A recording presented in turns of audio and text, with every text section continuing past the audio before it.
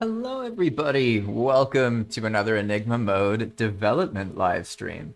I'm excited about these live streams. I've definitely figured out what works for me, and I've just accepted.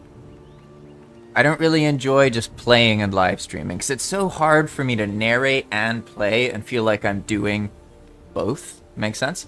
Whereas when I'm developing, it actually helps me to narrate and get distracted. Because what I've found is I explain things and then I learn them better. So then when I develop, I know what to do. So the development live streams have been really, really helpful. And welcome Constevs, welcome Lily. Excited to be here today. Thanks for joining. Today is gonna be fun. I have kind of spiraled a little bit out of control with the beginning of Enigma Mode. And you'll see. Somebody commented in one of the discords, and basically they were saying, well, what if there were different start temples and like you got to spread the players out? That was their original intention, right? And that is an interesting other concept. I'm not trying to separate players, and it turns out it's kind of complicated to actually do that. But that led to the realization that there can be more than one start temple. And that means more than one Enigma moment. And that, oh yeah, I got a bit crazy. So I've been testing that, and I want to show everybody what it's been like. So let's see. All right. So I basically have a development version of the scripts running right now. Normally the player has to run each path, but I made it so that they just, once you trigger them, boom, they just go, and they keep going out, right?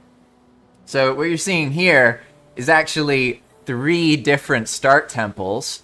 And what I've been doing is making sure that the logic for the path works so that they're always different, but they don't loop in circles. Because if they loop in circles, that's a problem. I have to make sure that no matter where you put the path, it ends up going to the edge of the world and ending. Even if it's here, over there, over here, anywhere, right? So that's basically why it looks like this. And what I'll show is the general idea. Because there's a lot of things going on. I've been babbling about how incredible non-central starts are.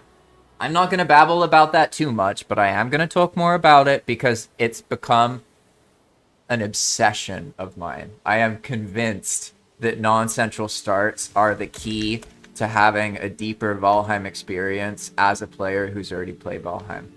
It's basically, once you've already played Valheim, every seed, every experience you have without mods or whatever is gonna be the same thing. No, for the most part. Like, okay, maybe you'll have a mountain nearby or whatever, but you'll start in a big meadow and there's some black forest. That's it. That's every single world, right? Whereas when you do it this way, you know, it's totally different. Like, look at this starting continent.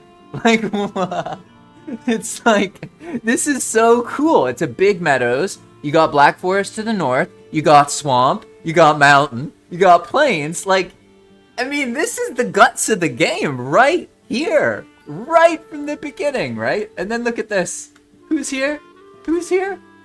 It's Hilder. She's right here too. You know, you don't have to go far to learn about her chests. You could start right here from the beginning, right? And the crazy thing about this is, all right, let me get back in character here, so to speak. At first, I honestly thought, oh, this is just like some fluke. I'm just getting lucky with where these start temples are spawning. But I've been making new worlds over and over and over and over again, and it really is that simple. If you stop the start temple from spawning in the center, it will always spawn near multiple other biomes, because it spawns in these meadows, and they're always like, look at this one, mostly plains, mountain, swamp. You know, here, this one would be better because there's black forest. So it like adds a bunch of variety that you just don't normally get. Like, this is another one that can happen, right? And so it's been really cool seeing that. And what's crazy about it too is that once the player learns about it, it makes starting a new world fun. And this is something I had a lot of resistance to before, to be honest, because in my head, I want to make Valheim last longer. I want people to have a deeper experience with their worlds, right? That was what I was purely focused on. But now I've loosened up and I come to see that, like, while that's really important that a world can last a long time, I should also make it so every time a player makes a new world, they have a different experience. Because that's what's missing from Valheim. Valheim is procedural. The world is procedurally generated, right? But the experience doesn't feel that different each time you start. Like, you can make a new world modifier, that's true. You can add mods, but I'm talking about the world generation. It is pretty much always the same, right? And all you have to do is change where it starts, right? And some other changes. But that's it. All right, I'm not going to babble about non-central start anymore. Now what I want to do is talk more about this multiple start thing, and also give you all some context as to what else this live stream is going to be about today. So there's two things I'm going to be covering. First is going to be the multiple start temples. So let me just make a new world, get it generating. Live stream world. Yeah. Okay. Now while that's generating, let's run this in the background here. Okay, cool. I gotta figure out where that error message comes from. I think it's just a mod from this setup, but we'll see. That's a separate thing. What I was getting at is that today I'm going to be talking about having multiple start temples and why that's relevant in Enigma mode, in addition to this thing you just saw, right? Okay, failed to place 3 start temples. That's fine. See, placed 3, not 1. That's really important. I'll elaborate that later. That's going to be the kind of first part of this live stream, once the world generates. Then after that, I'm going to be playtesting these monster behavior variants, because I need to kind of like test them all out and polish them a couple times. I need to do more playtesting of it, because I know for certain that there's a bunch of these monster behavior variants, these things, that aren't balanced right now. So let's actually see. One second. I want to open the file that describes the variants. That's probably a good idea. Is it in downloads? I think it's on my desktop. Nope. All right. I guess I deleted it. Whatever. That's fine. Hey, Fish. Welcome, welcome. He says, I arrive once again as I travel across the plains of something. I can't see it. Yes, the plains of YouTube recommends wandering. Then the clouds part and a good recommendation descends. I know the feeling. YouTube's recommendations seem to be very hit or miss, to be honest. Like, I feel like there's certain days where it just does an incredible job, and like I'm excited to watch YouTube videos. You know what I mean? I want to sit down and watch them. Whereas other times it's like, I don't give a shit about any of this. Like, you know what I mean? But it seems to be like sometimes it's more about me and how I feel. Like I've noticed, I got a 3DS recently, and everything in Nicaragua is hacked. It's so cool. I love the retro gaming scene here because there's like no holds barred. So like the most common gaming thing in Nicaragua is a hacked PlayStation 2. It is like they're everywhere, and like it's like harder to find a normal PlayStation 2 that's not hacked, right? So the same's true for like the Switch, all the consoles, everything else. People just have those SD cards and they just download the games and stuff. And it's like, it's totally normal. It's pretty funny. But basically, so I got a 3DS, and I know I'm late to this game because I haven't really like, I'm not kidding when I say I don't play modern games. I've been so fulfilled by Valheim development and playing old games that like I have a hard time learning on new games, to be honest.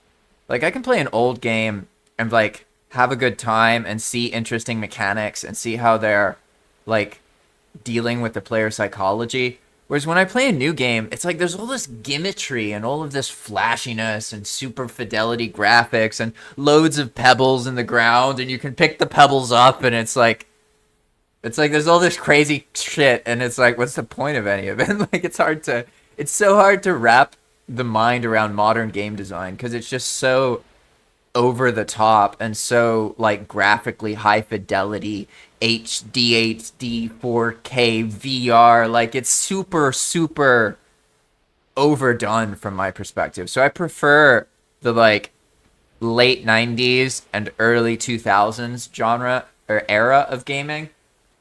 From the perspective of studying video games, because like I can pick up a game from that era and like more, they feel like they were more about games. Does that make sense? Like now it's very much like microtransactions and phones and the phone gaming community and whales and addicting people. These are all like a big part of gaming now.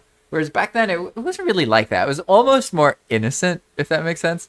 But at the same time, don't be naive, because let's be real, gaming like formed in the arcades, and the arcades were made to squeeze as many quarters and coins out of people's pockets as possible, which is absolutely like predatory monetization, right? But the difference is the arcades did it in a way where they put you in person next to other humans. So I think it wasn't as unhealthy, right? Whereas now it's all done in a way where like you stay at home alone and you don't meet other people, you don't interact with other people, you get addicted and waste all your money. So like that's super toxic, you know what I mean? And like I hate that shit. I absolutely despise how the monetization things are in modern games. And the reason I despise them is because I've tried to study them and I find myself just so fed up trying to play. Like, I remember even simple games. I tried to play Vermintide, which is like a Warhammer game. And like, anytime there's a bunch of flashy UI and all the shit you can buy and different currencies, I just fuck off. Like, I don't want to deal with it. Like, it's like, why should I play these games where I have to learn like 30 systems that ultimately trick me into being tempted to spend money when I could just play a game that doesn't even exist. Like, you know what I mean? I feel safer in old games. I feel more comfortable. Like, I don't have to guard my wallet from the game I'm playing. Like, what the hell? What is this world we live in, you know? Anyway, I've just been ranting while the generation happens here. So, let's see. I should check out the chat thing here. Boom, boom, boom, boom, boom. So when I develop this way, or when I stream this way, I have to use a different setup. So it doesn't like update as reliably. And also you can see this thing on the screen, right? So you can see like the chat to the side and then also this thing up here. I did it that way because now I can just like, okay, you see me alt tabbing. I don't have to remember to switch the thing every time, and like, I was just screwing that up last time. So now when I do these development live streams, I'll just stream this way and accept, like, you know, there's going to be some other stuff on the screen. More like you see the whole computer, right? All right, here we go. So let me do this real quick. I need to turn on the special development mode. So set key, block Enigma cappers, and then set key no player rec. That's a whole other thing. You can make like custom dev commands basically. EWP is so cool. I'm beyond obsessed with this mod. It's so cool. Alright, so we just triggered this. I'm gonna wait around a little bit. I need to die for reasons I'm not gonna describe. And then I'm gonna show you this multiple star temple thing and why I think it's appealing. Alright, so just get started. Let's fix this map thing here and also explore the whole map. Now we can see, where did we spawn? Alright, we spawned in a big... Oh, interesting. Okay, so this kind of dynamic, I should probably test this out a little bit and see how it is, right? Because there's a meadow, there's swamp, there's mountain, there's plains, but there's no black forest, right? So I'm pretty sure Enigma's developed in a way where that doesn't matter, right? The only thing that really matters for Enigma is that this first ether is on the same continent that you start on. So I added loads of ethers to make it so that almost always there's going to be an ether right next to you when you start. That way the player doesn't have to like freak out about not being able to find an ether boss altar or something. I'm just thinking about it like Black Forest wise. Let's see. Because the player, they're not going to see the map. They're also not necessarily even going to know the seed. And if they do, they might not even know where they are on the seed. It's going to be so hilarious. So, I'm trying to think of like, is it really a problem that they have to leave, sometimes on certain seeds, they'd have to leave the continent to find Black Forest. I'm trying to think of if that really matters that much.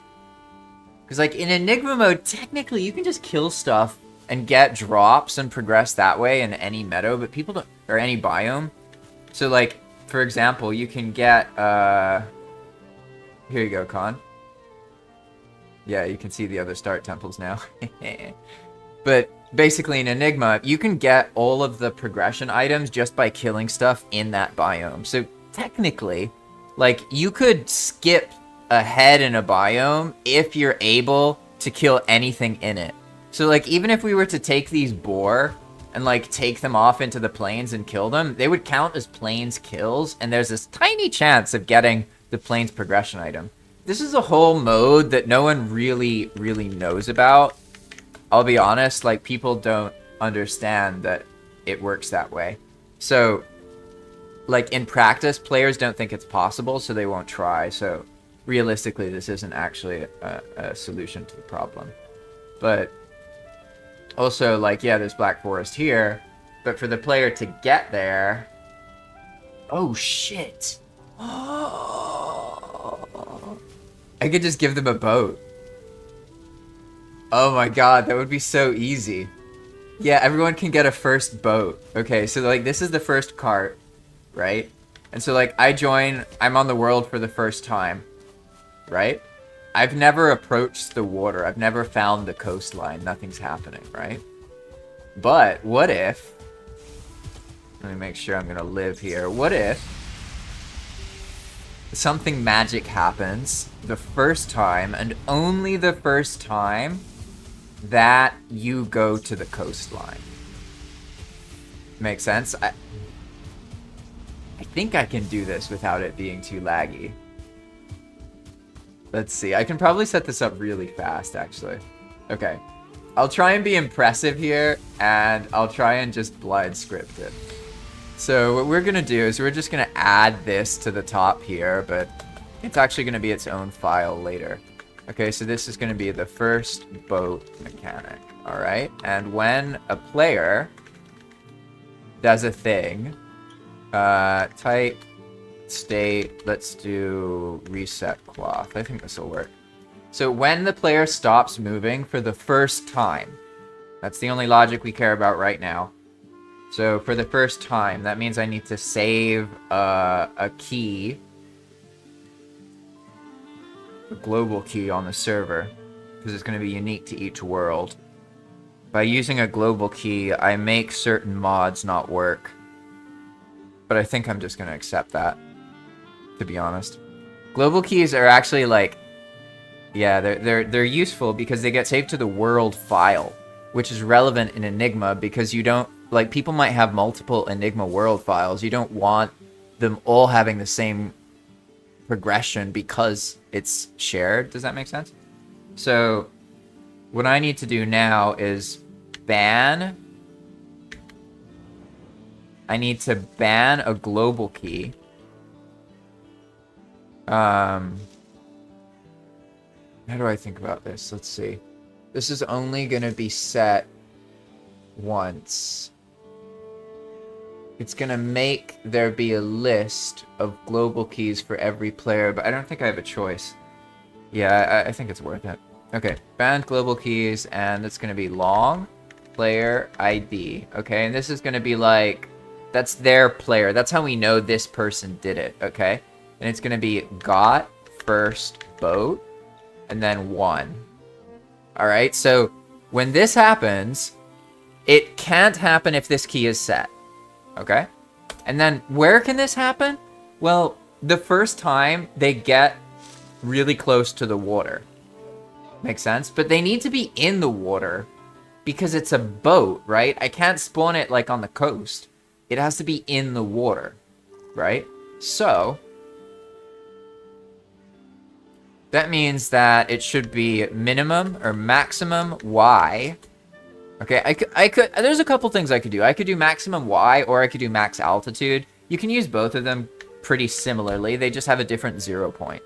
The sea level is 30, okay? So we're gonna go with the max Y of 29. I think this will put us in the water enough where, like, our feet will have to be in the water, so if a boat spawns, probably it'll be okay. I don't really know how it'll go, but... Okay, so the player does that, and then it'll spawn the boat and set the key. Okay? Makes sense. Let's see if it's simple, though. Okay, so spawn, prefab, carve. We're gonna spawn it, like, a little bit in front of the player, I guess. What is it? 2, 0, I think it's like this. Bum, bum, bum, bum. Actually, let's do it a lot in front of the player. It's probably better. No, but consequences, right? Because if the player turns around, they're going to spawn it into the water, or into the land, if it goes in front of them. But when would it trigger if it's based on... Oh, god damn. There's always so many different factors to think about. I'm just going to go with 5 forward for now. Okay, so player stops moving unless this key is set. It's going to spawn that, and it's going to set the key. But I should do it in a command because I want to slow it down. Yeah, okay. Save home, save plus, I guess? No, save just first boat 1. Yeah, okay. Save. Then we got long, player ID. Now I'm just copying that thing from up here. Makes sense, this thing. I'm gonna save this as 1. The format's a little bit different. Bear with me. Alright, player stops in the water, spawns a boat. Alright, pretty simple. Let's see if it actually works. Okay. Now, the reason this is important is because if we do this, it then means that technically, even if they spawn on a really shitty island, they get a chance to escape and find a different place. Makes sense? And it also gives them the freedom to, like, find a place where they want to start their progression. So here, nothing's happening, right? Let's make sure I don't have ghost mode on. Okay. What's my current Y? My current position is 31Y. Let's see. Okay. I'm in the water. What's happening? 29. Oh! Oh. Yeah, now we have we got 2 boats there. Makes sense because that thing happens multiple times.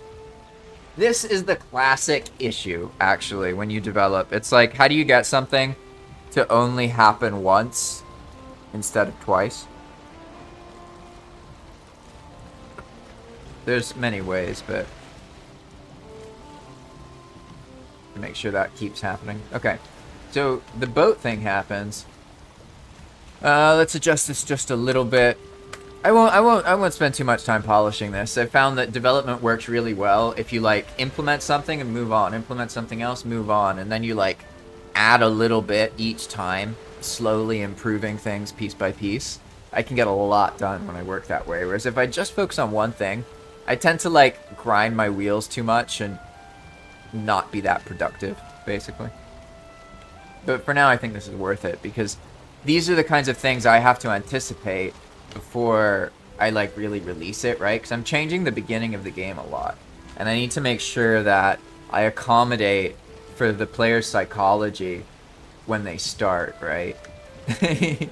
yeah, like good point, Con. I guess it doesn't really matter too much if there's 2 boats. One for your friend, yeah. And I'll customize the boats too, so they spawn with like better stuff or they're more durable.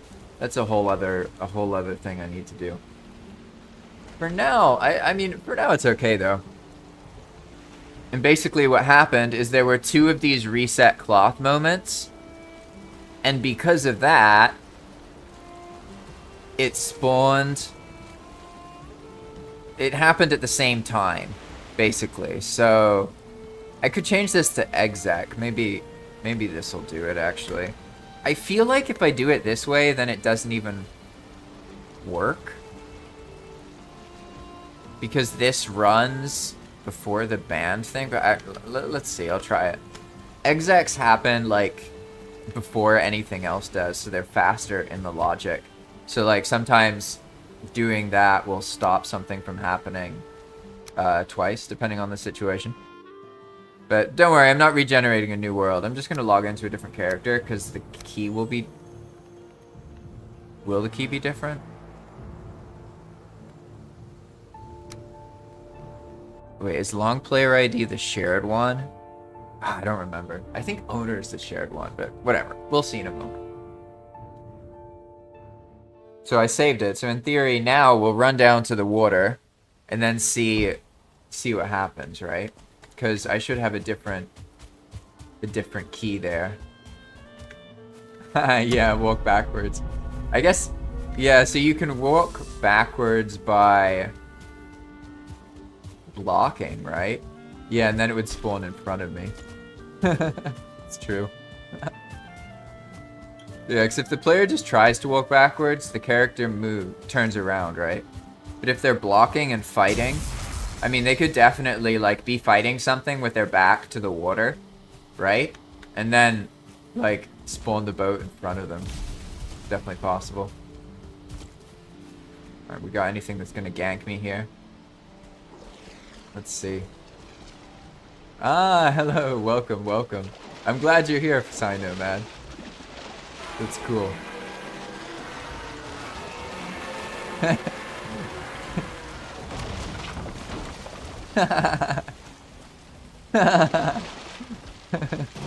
Well, they still kind of spawned in the water. I like how it warned me about serpents. I don't know why it did that, but I do find the timing highly amusing. Oh, cowardly serpent, hey! That's hilarious. Out of curiosity, let's see if this works. I should be able to hit the cowardly serpent once, and then it's gonna, like, run away. Let's see. Ah! It actually works! That's so funny. No, my boat! They sank the boat! Yeah, they're just helping out, you know what I mean?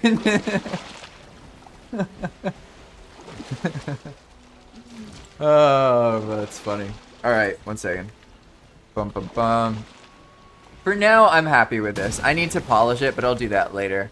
So, because I added, this will be a new feature, and I've now become perfectly organized. You know what I mean? Yeah, I'm totally organized now. Now, whenever I add a new feature, I change it in the changelog, right? And this changelog is absurd. I don't know who's gonna read this much stuff. This is all for 2.0, like all the changes that I've made. And like, this isn't even the end of it, right? Okay, this is the end of it. Oh, funny. Alright, I guess this counts as miscellaneous. I'll just add it at the top, actually. I won't spend too much time on the screen. I know this part's a bit boring. Performance, no, I'll do it here. Okay, first boat system. Players now receive 1 carve for free the first time they approach water. Carve survival not guaranteed. Nice! That's good enough for now. Yeah. So, there's actually a bunch of quest boats in Path of Magic, or Enigma Mode. So, that's a whole other thing I need to overhaul. But there is already an invincible boat, and there's a really fast boat. So, it is actually possible to, like, get to Ashlands, and the boats have so much health that you can keep repairing them before they get destroyed, because they have, like, 80,000 health or 100,000 health or whatever. So it's possible. That actually already kind of exists. But I'll worry about that later. For now, I want to focus on the start temple thing. But I'll mention that one thing. Constebs, the lightnings are the fish getting converted into a serpent. Does that make sense? I can actually show you if I just go underwater here. So like that's how these serpents spawn. Valheim spawns loads of fish in the ocean, right? So let's make sure ghost is off. There we go. Right? Like it's spawning these fish as I move around. And then okay. Obviously something's wrong, right? Don't worry about my boat trail. I'll figure that out later. But as you can see, there are like fish spawning, and sometimes the fish turn into other things. Like these fish turned into a bone mole alpha. Don't worry about that. I'll figure that all out. What I'm more interested about now is this multiple start thing, because I have some things I learned that those of you with custom worlds who are just getting fresh into it might want to learn. So basically, when the commenter asked me, his original idea was to spread players out. I'm not going to do that because it would separate play groups, if that makes sense. Constebs, I didn't realize it was ping. Okay, yeah, that makes sense. I know you know about the lightning bolts then. It's funny. So basically, you can have multiple start temples, but there's still one like main start temple. Okay, and what do I mean by that? Well, there's commands the player can use in vanilla Valheim called reset spawn. So they can just open their chat and type reset spawn, and it'll like reset their spawn point. I think it's this actually, reset spawn. Yeah, there you go. So it's /reset spawn. That's a vanilla command. Anyone can do it. And it sets their spawn point back to the start temple. It doesn't set it back to the closest start temple. It sets it back to the first, or the main start temple. I don't know how the game determines. I'm assuming it's the first one that spawns. But, so like, that's something to keep in mind. Before I get into the start temples and how they matter in Enigma Mode, just understand that while there are multiple start temples, there still is one that is the center one that all players will start on. Okay? But then in addition to that, they can explore and find other start temples. So I'm going to kind of emulate what happens when the player comes across another start temple. Okay? So So, Ping, you think it should be 2 boats that they get, huh? I mean, honestly, I don't think that's... No. I guess I should fix this. Yeah, anytime I do something under the water, it's making boats right now. That just shows that it is not working the way with exec. Oh, of course. No, of course, I'm stupid. This is a EWP key. Of course. 1 second. Completely forgot. This is... It's like this. Yeah. Set key, what is it? Set key, and then name of key, and then like 1 or something, is that right? I think that's how it works. I don't remember if it's like this, or if it's like this. I assume it's like this. Maybe even a comma, but who knows. Okay, now that probably fixed it, to be honest. Let's see. I should just spawn 1 and stop. Oh, nope. Nope. Fuck it. Whatever. I'm over it. Like, yeah, I got the red cape. I was doing Heim divers. It's funny. Alright, so basically what the player is actually going to do is they're going to be exploring, and then they will find other start temples sometimes, right? I mean, the chance of them finding the other start temple is pretty low, to be honest. In a no-map world, I mean, it's a bit different now because there's a bunch of paths everywhere, right? But only 3 temples being in the world means that it's a very, very, very rare location in reality for a player.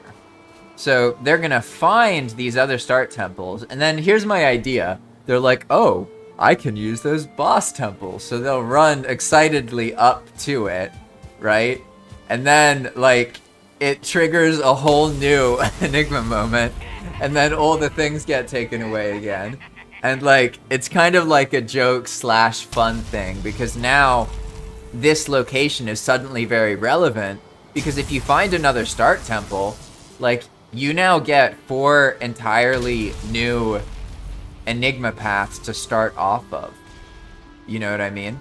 So, like, I feel like the experience of actually finding these start temples is really enjoyable. And it's very much like a simple way that I can add some more of those, like, holy shit moments to later on, right?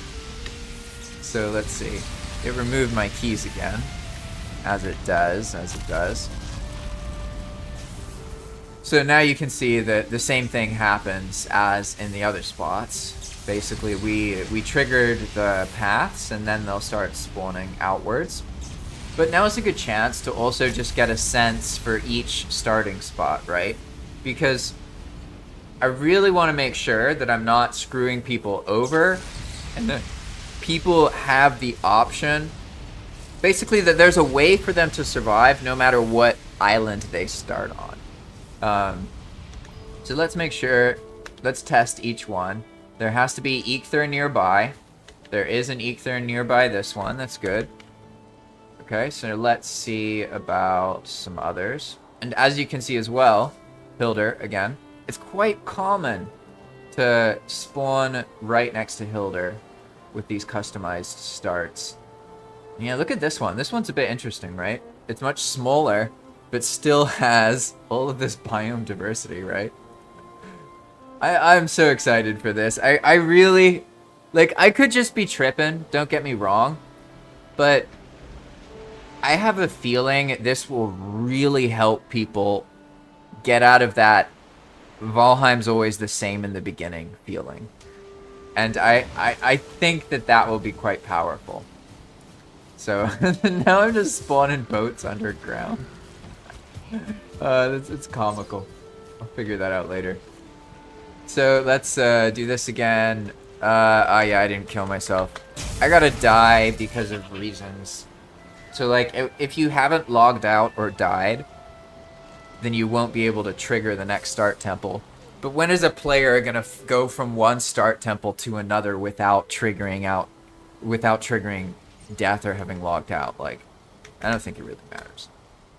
There's other reasons that I did it that way, but all right. Now I should teleport to that special island one I was trying to check. Yeah, this one here.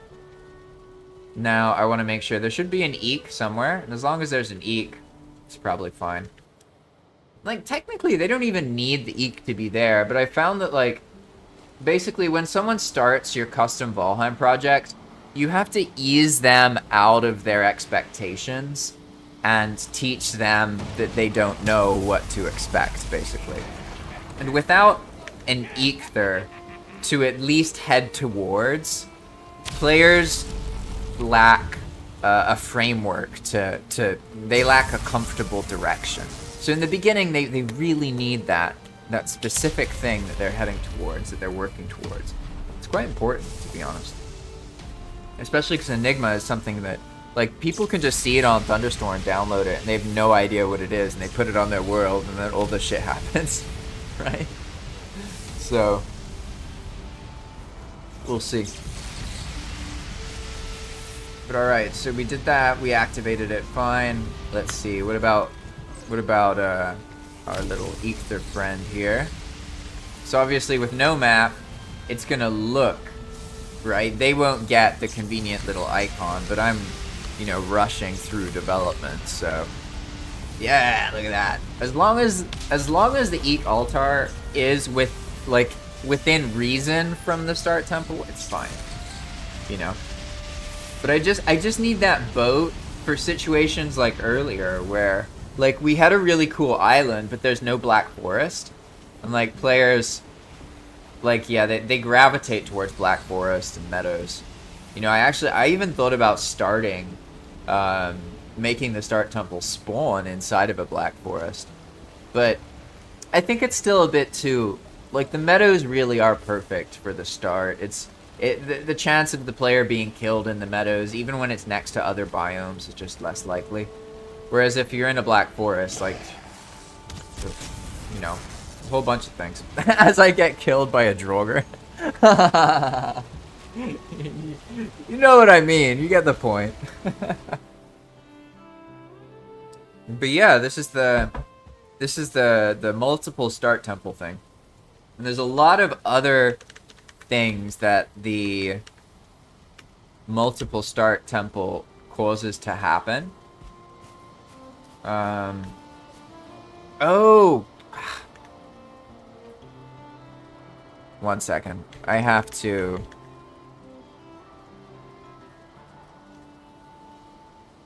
I forgot about these.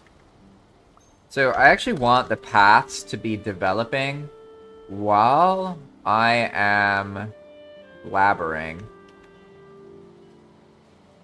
I wonder why did these not make a... They didn't make any terrain markers. It's kind of weird. See how these ones are making terrain mark? Why are these ones not? Like, that's so weird. Oh no, it's because I started it on Overeager Jarl.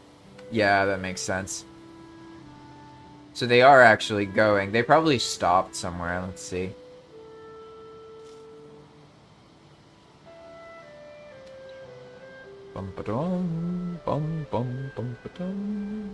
Hey Fire, welcome. Good to see you.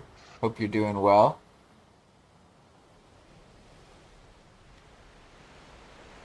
Let's see how far these went.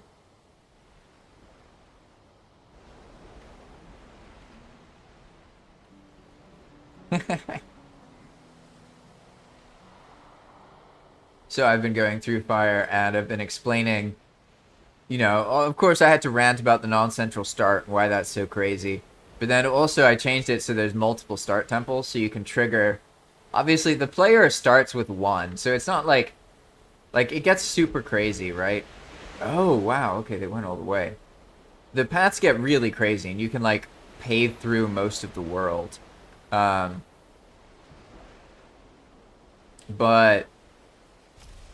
the player, they're not gonna do most of that. they're going to have to actually run across the paths. Make sense? So the reason I did this, the reason that I think it's important that there's multiple start temples, is because I want to make sure that there's a high chance that the players can make paths that go into the end game biomes. And one of the consequences of having a non-central start is you can end up with situations like this where like you can access the ashlands really easily, but maybe this path turns over here and then this one like goes over here, and you don't get a path that goes to the deep north. So by having multiple start temples, it does a lot of things that I think are beneficial. Oh, I guess I can test this gen too. I changed the ravine generation. Ugh, so many things to mention. Okay. We're going to forget about that for a moment. And I'm going to look at the ravine because I'm using a new generation. I've changed the ravine generation to fix some little issues. That being said, how do I explain this? Okay.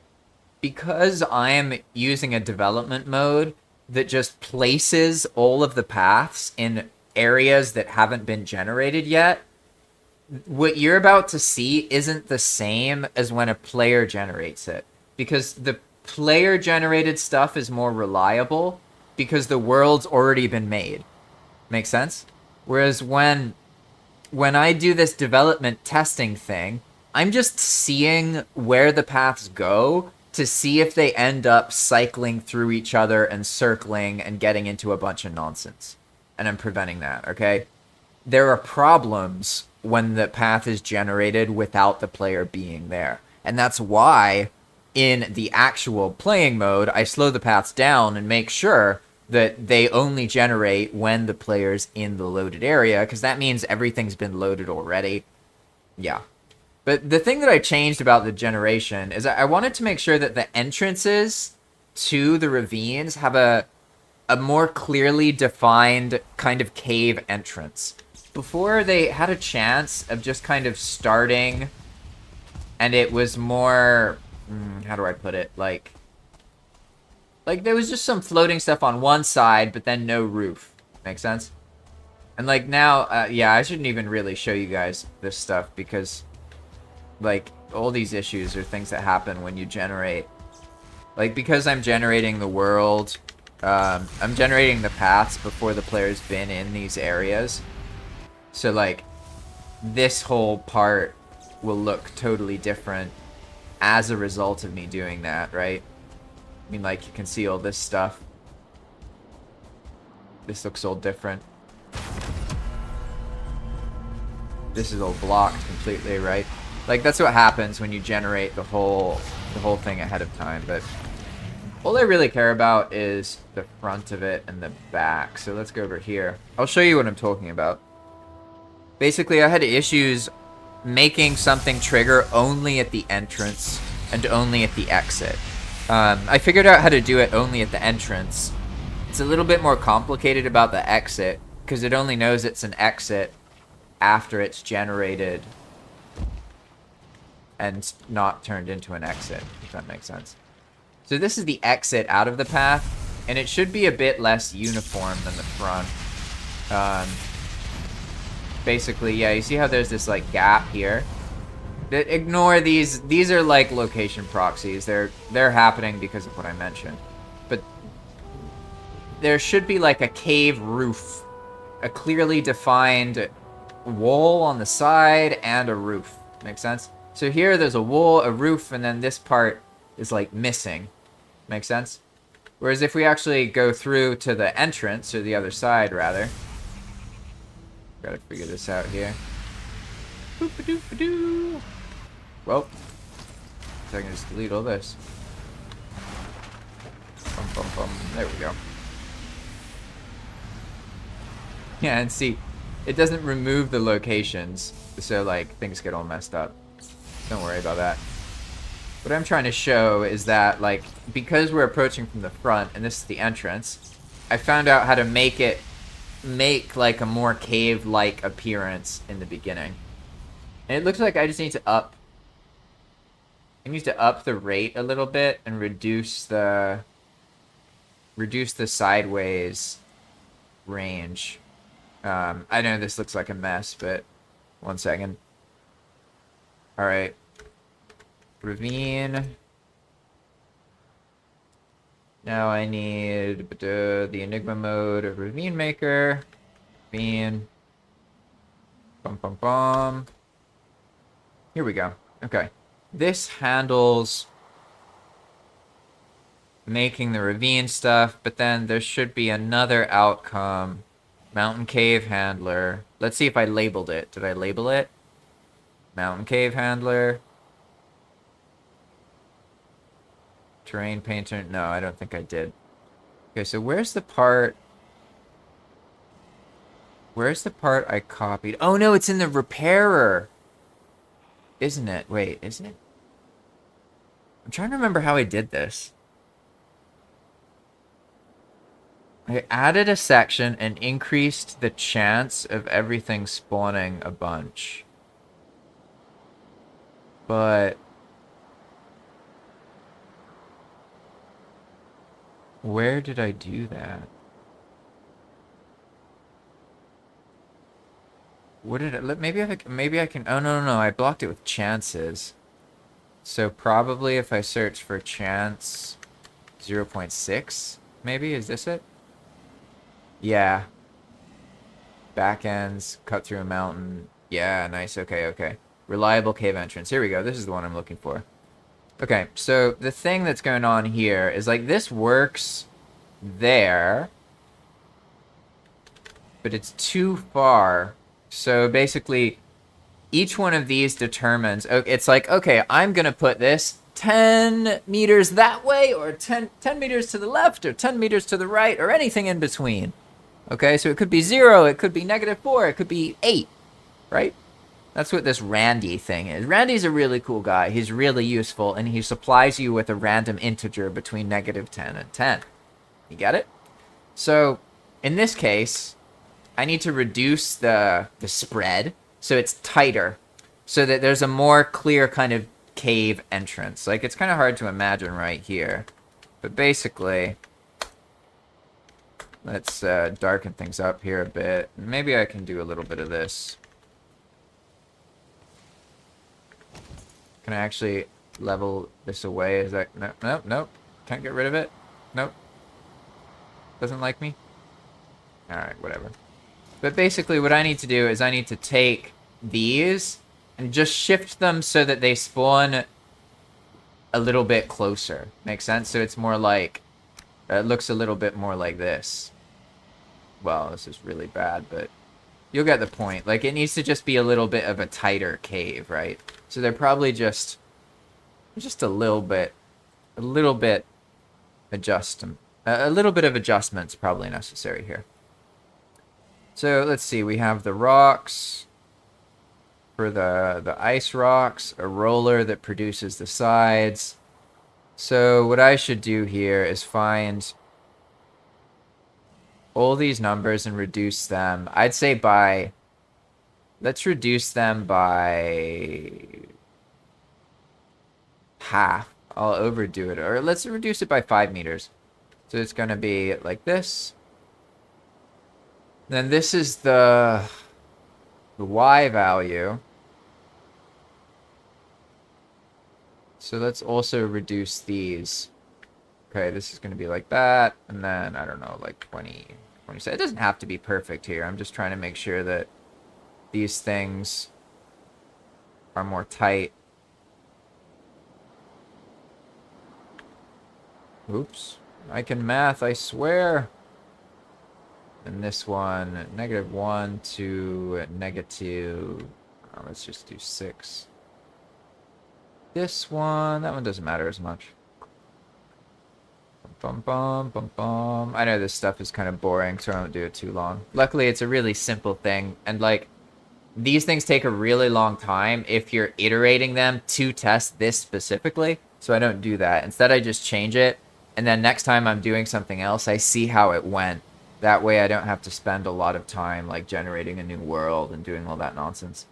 So bear with me, I will get back onto what we are actually going to move on to, which is the monster behaviors. That's what I'll be working on for the rest of this stream. Don't care about the rotation. Bum bum bum bum bum bum bum bum bum bum bum bum bum bum.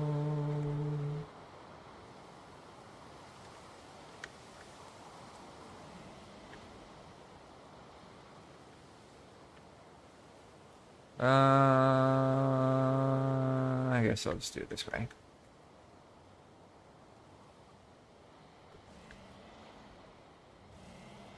This part, does not have to be something that's exact. Like, not even a little bit, to be honest.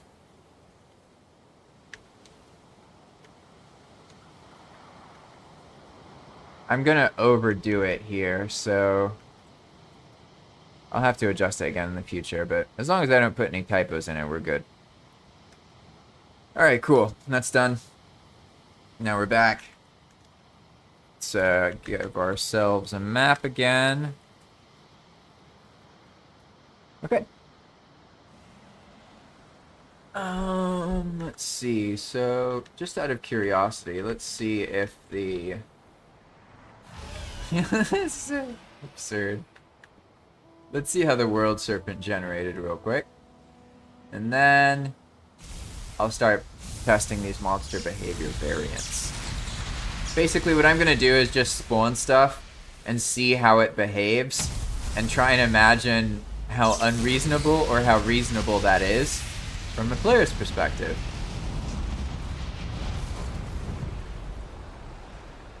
Let's see. I feel like the World Serpent is already spawned, right? But I don't see the World Serpent.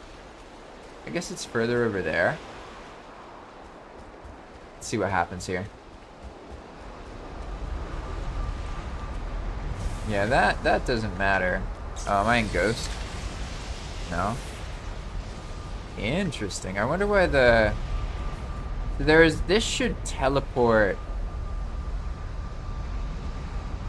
to the nearest World Serpent piece, but for some reason it thinks there is no World Serpent, which would explain why there is no World Serpent that I can see. Curious. That doesn't really matter though. I'm gonna stay on target here, and what we're gonna do is go to, I guess, find some goblin camps. And then after that, I can do the same thing with some seekers and the mistlands. Because basically, we've got all of these different behavior types, but depending on the biome, the behavior types change. Makes sense? So that there's certain behavior types that are really dangerous, so I didn't put them in the meadows. Makes sense? I mean, it's pretty logical, to be honest. I probably don't need to explain it too much. I'll figure out why the World Serpent didn't spawn later. It's probably no big deal. Let's just go here. I can probably find a goblin camp, or make one.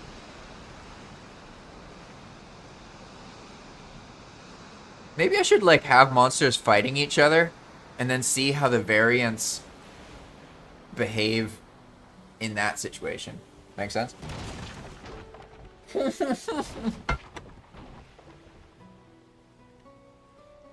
It's hilarious. The boat just shows up every time I teleport. Oh, very funny. Oh, hey, it's a Fader boss stone. That's hilarious. Yeah, I added some to the planes. Only a few, though. It's quite a rare location on Enigma. Okay. Let's register a goblin camp here.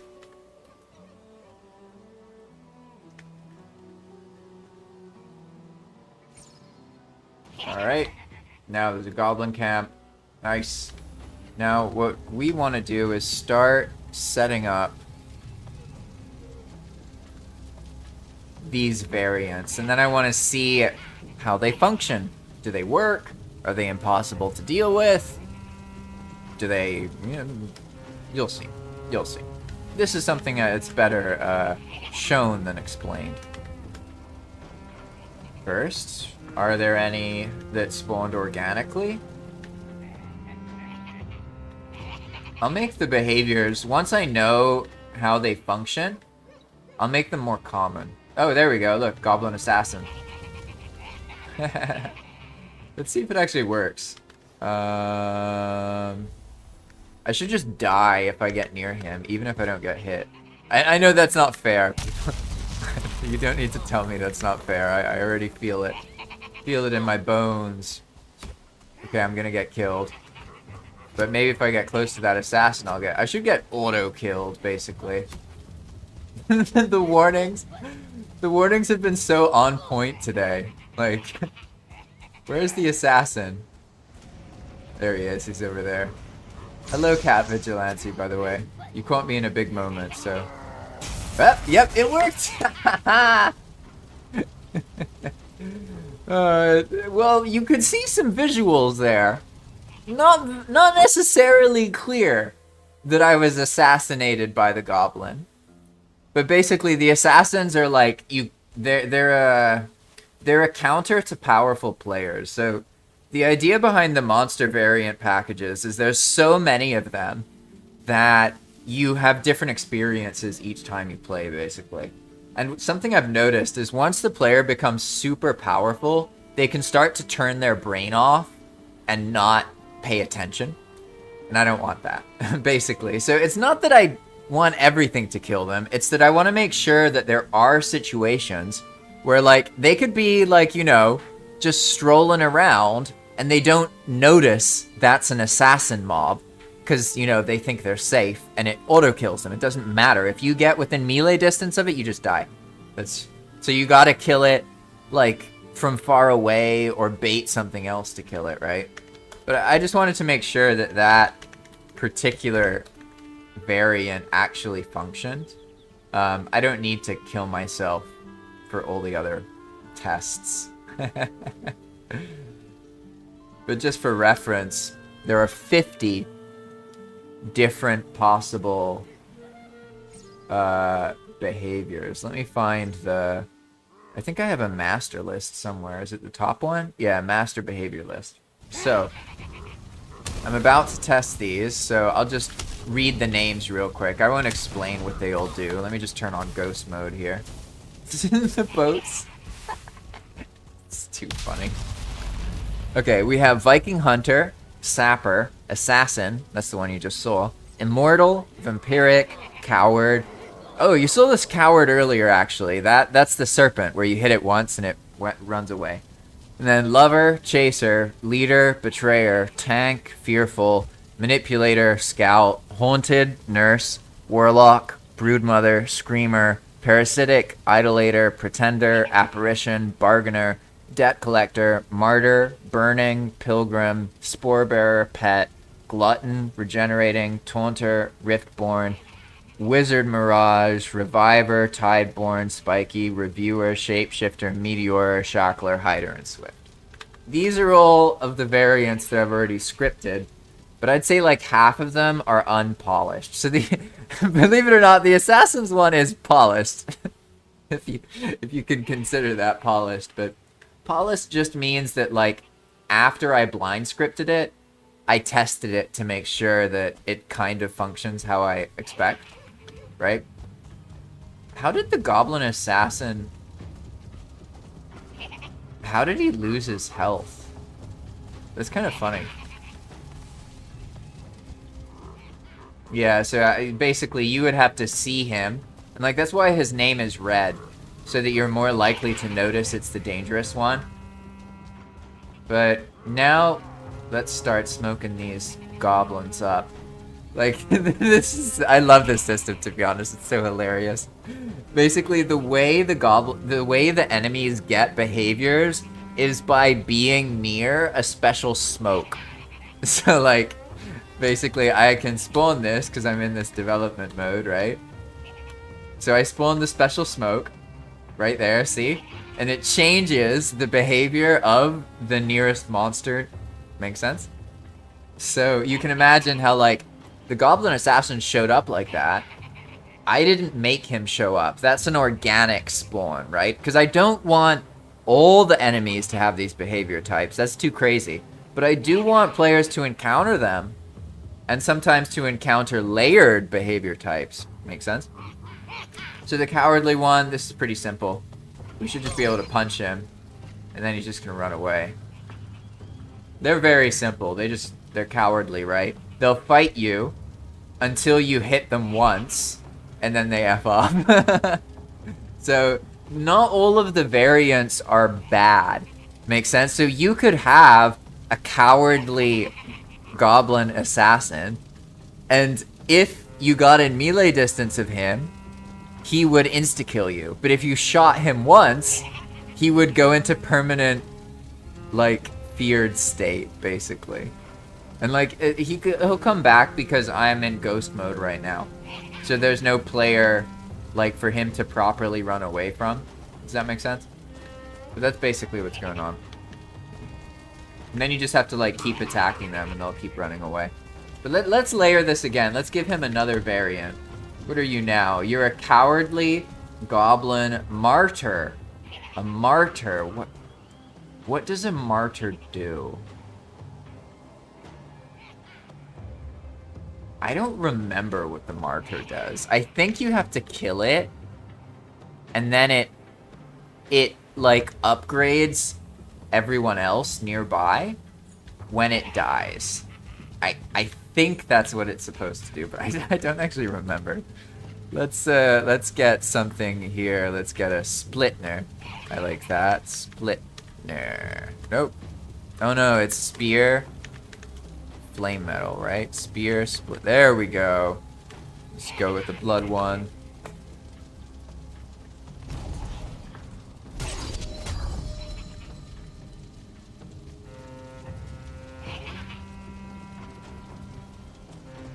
It's running away. That's so funny. Oh, hey, look. You see how, like, the I didn't make the spore bearer, but suddenly he's here, right? So this is the organic system that this is the organic system that populates the behaviors. So, like, there's two things going on. I'm adding them, but also we're witnessing the system do it itself, right? And that's what the player would see. So here, for example, let's see if we can kill this guy. I might be able to just kill him better that way. Yeah, there we go. Okay, so I killed the martyr. Oh! Then what? I mean, something happened, but what? Didn't heal the assassin. Let's see. Let's look at the file. Martyr. Okay. Killing it fully heals all nearby enemies. Ah, but it did not heal the assassin. Interesting. Does that mean I messed up the assassin's health? Let's see, one second. Am I in God mode? Yes.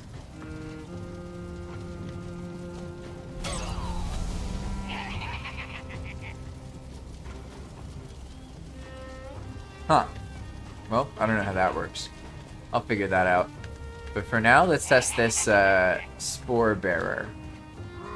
This guy should explode in poison when he dies. So let's spawn something that might be able to kill him. I'd say some Verger Ashlands, maybe? Let's give a pack of them and make them all 3-star. Oh, yep. They destroyed him real quick. There you go. And see, now I'm poisoned. They're poisoned. Now everything's getting a bit hectic. Yeah, alright. So when... yeah, now they're all just leveling up.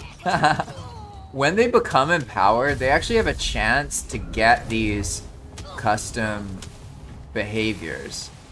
So there's a couple ways that monsters can get them.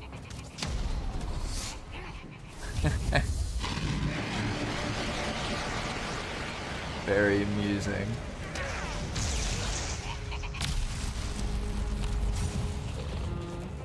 I'm just gonna kind of watch here, see if anything shows up naturally. Yeah, so the Diverger, they're looting items sometimes. Like when you see them say, oh, there we go. Whoa, parasitic assassin? Jeez. That's kind of brutal. I think he will still kill me. Because like, and this is the thing I gotta figure out. Like, do I want the Diverger to be able to get these? Because it's very complicated. Yeah, I don't know. There's probably reason to make it not work on tamed monsters, but at the same time, it's hard to say. Oh, I guess oh, do the assassins die in like one hit? Is that what's going on? Interesting. Interesting. Okay. Oh yeah, now they're aggroed, right? Yeah, it makes sense. Alright, now let's just... They're too strong. I forgot how strong the Ashlands ones are.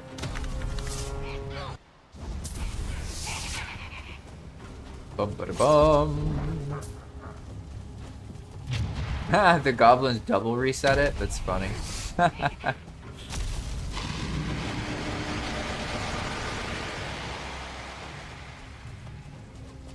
Alright. Oh. See how long is that gonna loop.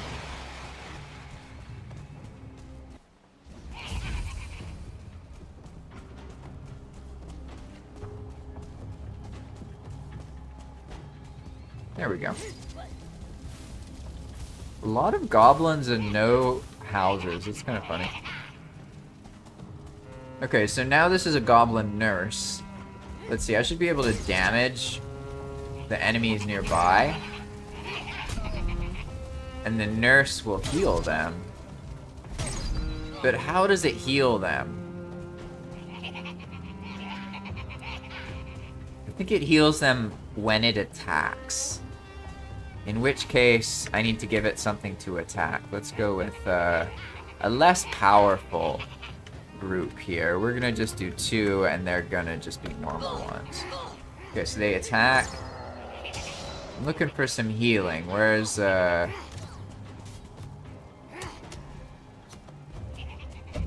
that's from killing something. There's a glutton.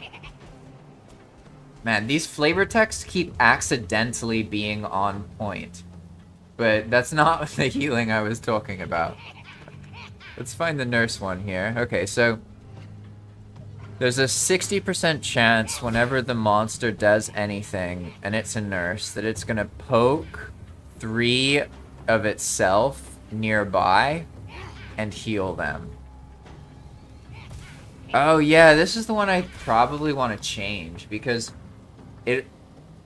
right now it'll only heal prefabs of the same type, but that's kind of, that means that like if it's a berserker, it'll only heal berserkers. So I think probably I'm just gonna make this heal any monster AI, and instead of a little heal like this, I mean that's not noticeable, it's not perceivable.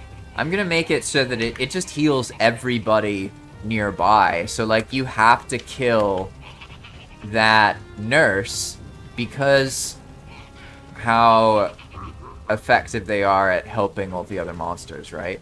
So let's test something here. VFX locks love. No, that one's too big. Soothed. That's just one little dot. Spawn. Oh, maybe the mead base. FX mead. Tamer. That's pretty good. That looks like healing, I'd say. I'm gonna use that one. Okay, so every time this happens, instead of that green heart, which is completely unnoticeable, no one even saw it, we're gonna go spawn, prefab, boom. Oh, what did I just do?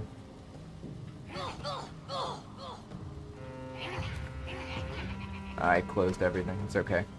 I survived. Okay, so now the goblin nurse is still there. Now, when it fights something, let's give it some things to heal here. Oh! That didn't work. Need to damage these guys. Oh, nope, nope, nope. Keep killing things. An immortal goblin? Wait, are you actually immortal? He is! Yeah, don't... Okay, so now in theory, this immortal one is gonna disappear. Hey, see ya, Ping. Thanks for checking by. I hope you have a good one. Sleep well. So, obviously, you can't have, like, an actual immortal monster without some way to deal with it, right? So, supposedly, after a certain amount of time, he's gonna disappear. So, let's just keep testing other stuff, and we should find that the immortal goblin goes away. I haven't actually tested that, though, so I'm not sure if it'll work. Let's get back to what we were testing, which is the goblin nurse. Where'd the nurse go? There we go. Alright, we have a damaged fueling there. Damaged mobs here. Yeah, like, I wish there was... Step? Yeah, because I could make it step. The thing is that only certain monsters have the step state, so it's kind of complicated making something that triggers for all monsters regularly that works for every different kind of monster, if that makes sense. So let's give them something to fight, and we should see... We want to see the goblin...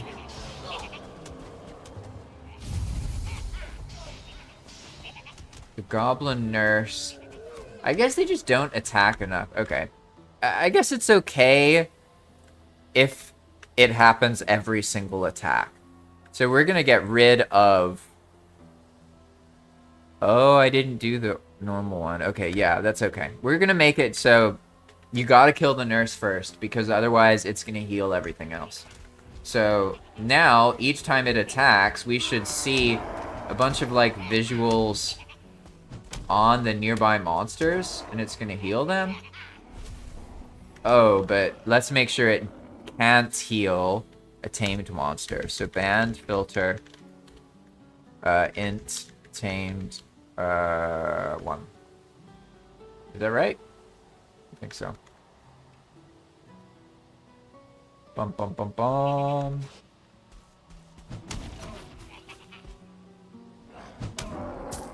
Yeah, there we go.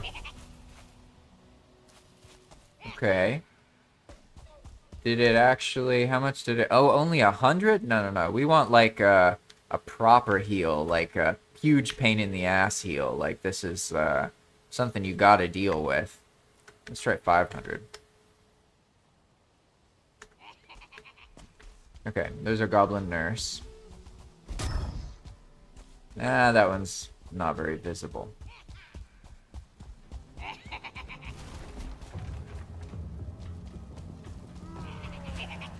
Oh, wait, I wonder, can I just make, like... explosion firebomb. Ah, yeah, I can just blow stuff up. There we go. Okay, now if I give you something... Oh, no. There we go. Something to fight. Oh, no, they killed the nurse. Well, I guess that's for the best.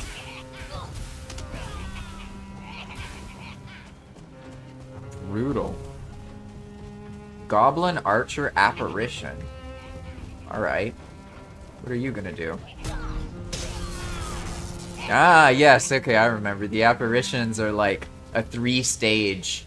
So like you kill an apparition, it comes back as a fading apparition. You kill it again, it comes back as a weak. and then it actually dies. So it's sort of like it has 3 lives. Well, that one worked really well, actually. That was fine. Our immortal goblin friend is still here, though. He only dies of old age. I like how it makes it look like he's on low health. It's like... God damn, I'm gonna hear that. I'm gonna hear it for all of these things. I swear, like, it's only a matter of time before people start messaging me and they're like, I was playing, and then I found an immortal flying empowered parasitic bone maw. Like, I'm gonna be in trouble. Alright, let's do it again. Tideborn. I think I tested this one earlier. Yeah, the Tideborn one's fine. I already tested that one. It heals when it's near the water. But if it's not near the water, then, like, nothing's gonna happen, basically. Ah, the Shackler. Alright, alright. So Cat Vigilante, what I'm showing you... Yes, it's a mod, but it's a vanilla-friendly overhaul. So the way it's done is vanilla compatible. So you could put it on a server with crossplay, and PlayStation people could play, Xbox people could play, Mac people could play, etc. Basically what I'm doing is, check this out here. I run a, call it a Valheim experiment. God damn, AI knows what Enigma Mode is now? That's so cool. So this is what I'm showing you, except this is the current version of Enigma Mode for the public that you can download, okay? What I'm showing you is Enigma Mode 2.0. I'm showing you the development process for the next version of it. It's become like a big overhaul. So I realized, like, this changes so many things that, like, okay, the stuff I'm showing you may look cool, but, like, Enigma Mode already changed loads of things that are really cool. So it's better that players, like, have this experience, then they get bored of it. Then I can come in with Enigma Mode 2.0 in another month or so, and then boom, now you can start new worlds. Now it's more fun to start new worlds, behavior variants, more endgame stuff, the World Serpent, loads of new features. So that'll be really cool. But yes, this is a mod. I mean, as far as players are concerned, I'm a modder, I guess. It's hard for me to grapple with that. But alright, let's see what's going on here. Goblin Shapeshifter. Ayo! These are my favorite. The Shapeshifters are super cool. Let's see, 1 second, let's see. I should probably grab some tea or something. Yeah, it's been an hour and 20 minutes. Let's see what happens. I'm gonna give him... Oh! Yeah, I'm spawning Ashland's tier monsters. Of course they're killing them. Okay. Oh, now I want the Shapeshifter back. The Shapeshifters are really fun.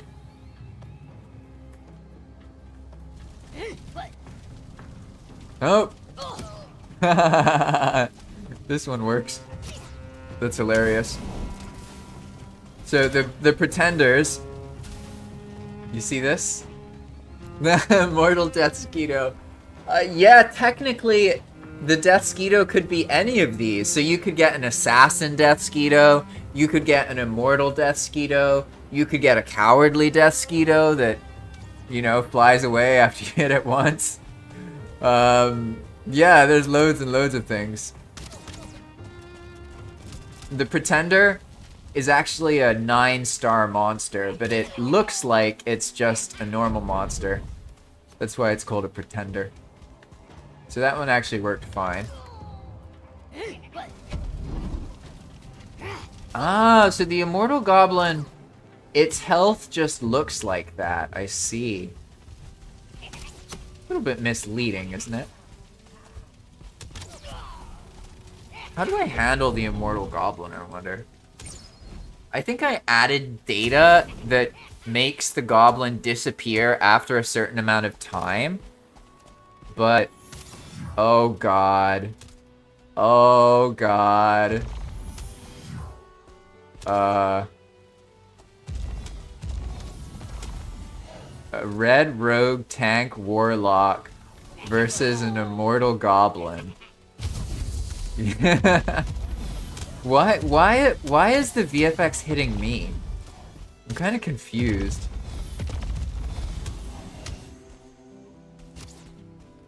Look at all these missiles. That's so funny. Yeah, I tried to make a warning system, that's why. Yeah, right? No immortal Deathsquito. Well, now I'm amused, because now we have a tank warlock fighting an immortal goblin. I think this is a good situation. I'm gonna go start making my tea, and then you can all conclude how this fight plays out. The goblin should just disappear eventually. I don't remember what the timer is, though. I feel like it's a couple minutes. I don't know, though. I'm gonna go start my tea and go to the bathroom and take a little break. I'll be right back.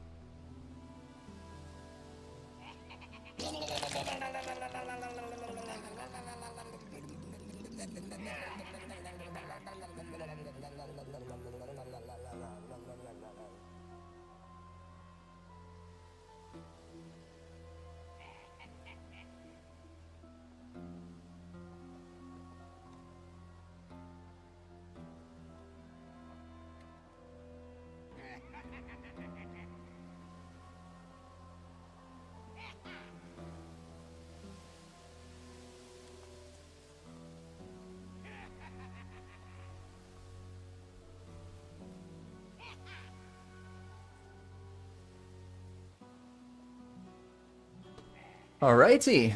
I heard the fuss died down. Now, I wonder how that ended. I'm assuming the immortal goblin killed the verger eventually. I heard my character puke a couple times, so I must have parasites. That's a fun one as well. I didn't even realize I got parasites earlier. So first off, let's look at the warlock here, because I thought it would be intuitive to spawn something under the player when that happens. But it just seems kind of weird. It doesn't really work, to be honest. So, why was the player... Ah, it only targets... Okay, it was targeting me, that's why. So because of that, it was spawning this on the floor. I see, I see. Yeah, I didn't imagine... See, this is the issue. Like, that's why I love this kind of procedural script generation.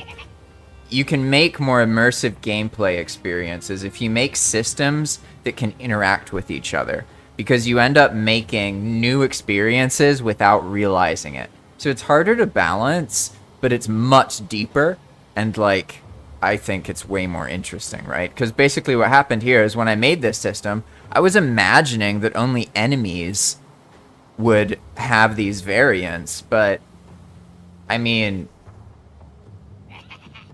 that is just against the player, right? Shouldn't I do it so it's both? So it's enemies and also players? Or enemies and friends? Makes sense? Because, I mean, in this situation, if I found a Verger tank with that, I mean, oof. I'd want to protect that thing, you know what I mean? So probably I should broaden the scope and not limit it. So with that in mind, we're going to make it so it does target the player in case it's an enemy, but just in case it's a friend, what it's going to do first is just target one, either monster, AI, or player. It'll target whichever's closest. So now we're going to make this part here eligible for monster AI, and then I'm just going to remove this extra thing here. If you noticed in-game, there was like this weird flashing on the character. When I scripted it, I thought that that would help warn the player that a mistle spawned above them, but it doesn't feel right. It, like, ultimately, the mistles come down from the heavens, and that feels crazy and cool and interesting. I don't need to warn the player. Like, they'll figure it out. So that happens, and then so there's a half chance that they spawn 3 mistles anywhere. That was too many. Definitely too many. So let's reduce it down to 2. And then let's add a second roll of chance. So sometimes nothing happens here. Okay. There we go. This will make it a little bit less frequent. And this is the kind of little touch-ups and polishing. I found that that's what makes things feel really good. Not spending hours or weeks working on something, but like just touching on pieces bit by bit by bit by bit, and then over time you've changed hundreds of thousands of things, right? Okay, not hundreds of thousands, but you get the idea. Sly Nomad says, so you can tame an immortal Askspin. So the immortal ones are not supposed to stick around. This guy's overstaying his welcome. Basically, in their data... oh, I don't have the data open. Immortal. Here we go. So, in the data, I include this, and it should mean that between 60 seconds and, okay, between 1 and 5 minutes after the thing is made, it is destroyed. But this guy begs to differ. I'm pretty sure he's been around for more than 5 minutes. The immortal ones are supposed to be on a timer. So, like, they don't stick around Because I feel like there's problems if they stick around. Maybe there aren't problems. You know what I mean? It's really hard to tell, to be honest. Because the more I develop for Valheim, the more I see that, like, a lot of the fun stuff happens by mistake, and a lot of the things people think are bad don't matter. Like, so it's like, or they only matter in vanilla Valheim, but in a situation where you can adjust every drop rate of everything and make the world itself change around you, then it's complicated. You know what I mean? So, I don't know what's going to happen with the Immortals. Right now, they are actually immortal. Well, I mean, it looks like they take damage. Oh, shit. That means you could use them as a trainer. Huh. Interesting. You see, exactly. That is exactly what happens. Like, I could block something because I think it's a problem, but I've learned that, in general, it's not good for me to do that, because these dynamics often produce a situation that allow for that thing in game design. What's it called? Emergent gameplay. Yeah, that's the thing, right? We're like, okay, this is an immortal goblin, but what if you put him in a cage, and like now you have a training thing that won't die that gives you more experience than using the main one? You see what I'm saying? It's like, interesting. Interesting. I don't know. We'll see though. Let's give him some smoke, see what he does. Oh, nope. Now he's an immortal goblin glutton. Okay. Gluttons are something players are gonna hate. I'm pretty sure.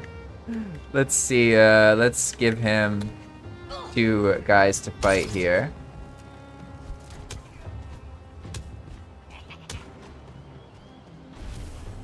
Yeah, there you go. So, basically, the glutton takes all items that are dropped that the player hasn't already picked up. So, like, he won't take things that are already on the ground. But if something dies and a glutton's there, he's gonna take all of the drops, right? So, if he kills this guy and you... Well, nope, I guess he won't kill him.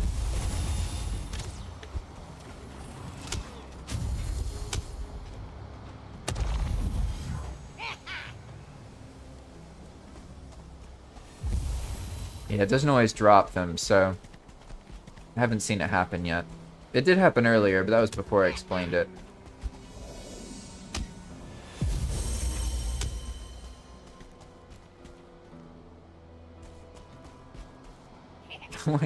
Wait, how did that... Oh, no, he got full health when he got that second variant. I was like, how did he get healed? Players with mods can see, too. They can see just how much health these things have.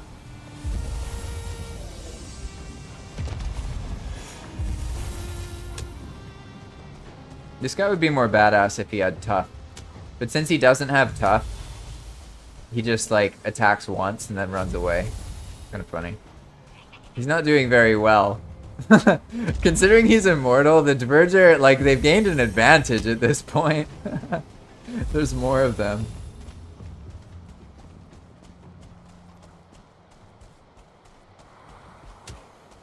Yeah, there you go. And also, I see now, so if I try and loot this too, he just takes the stuff I'm trying to loot, right? So, like, it doesn't happen if I toss an item out of my... Oh, he even takes items I toss out of my inventory? That might be too absurd. I guess no, because as long as he doesn't take the tombstone... he could destroy a spear. I don't know how that is. We'll see. I mean, definitely him being immortal is a problem, right? And what's funny, too, I'm pretty sure if I try and kill him with kill all... Yeah, see, it doesn't actually kill him. It doesn't do enough damage. It's pretty funny. It's okay, though, because I can get rid of him that way.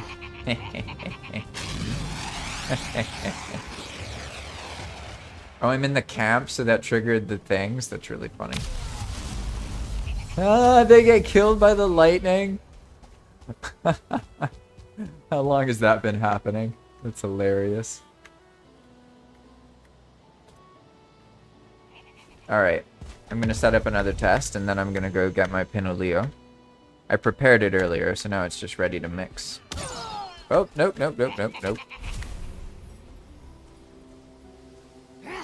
Oh, Haunted. Riftborn. Uh-oh. Uh-oh. Well, yeah, you got to see this.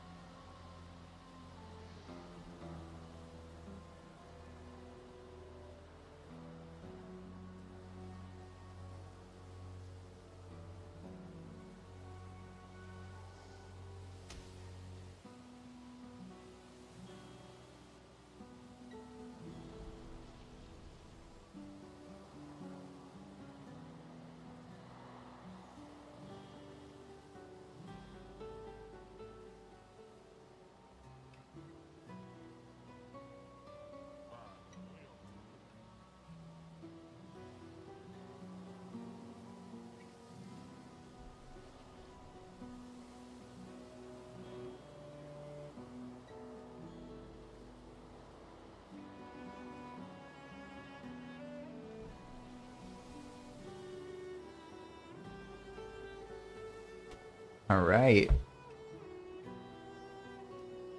Let's see. Power of Truth says, are you going to keep the old version of Enigma Mode for download? Technically, yeah, because... So, when you look at Enigma Mode on Thunderstore, you can just go to the versions, and you can just download... Like, you could download the first one if you wanted. You just download your favorite one. There's one thing that you should keep in mind if you've been editing scripts.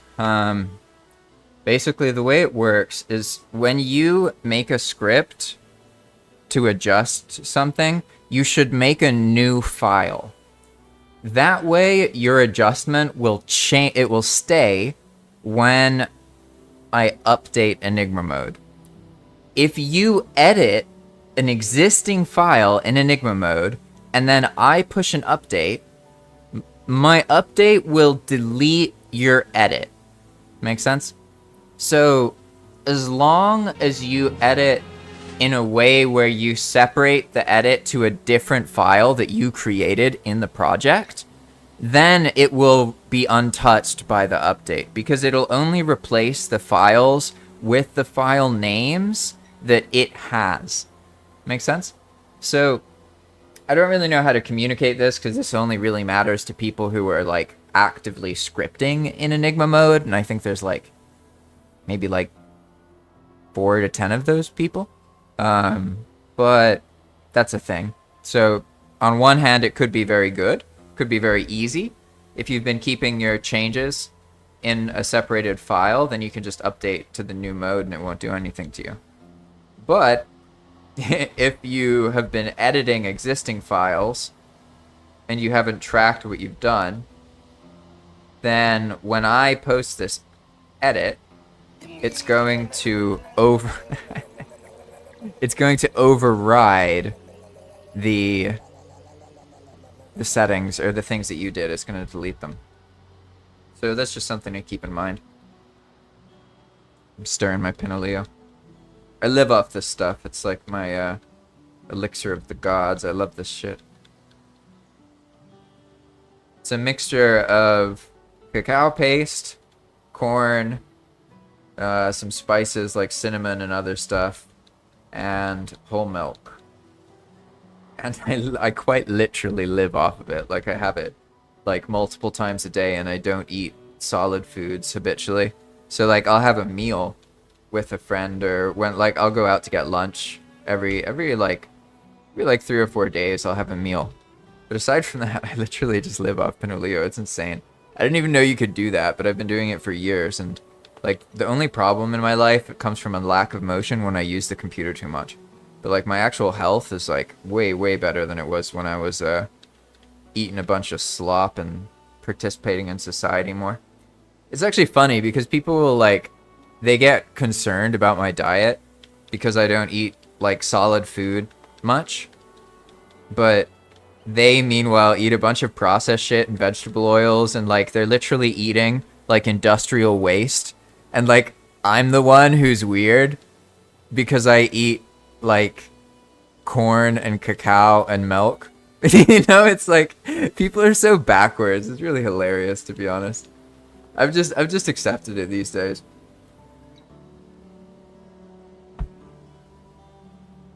All right. So, I don't know what happened earlier. Maybe one of you could tell me. I'm assuming the Riftborn exploded.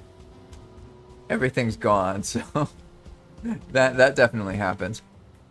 I like these little battles, though. Let's do like 10 goblin. Let's spice some of them up a little bit. Let's like really spice things up. I'm gonna make a bunch of variants here. See how like ridiculous we can make this. Oh god, meteors. Oh shit. Meteors, I don't really know how to deal with this because they just they level the playing field and kill everybody basically.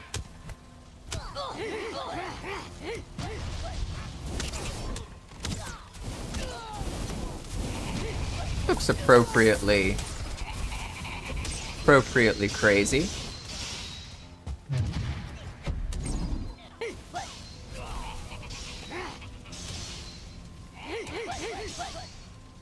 Alright. I feel like everything's just dying, but let's see.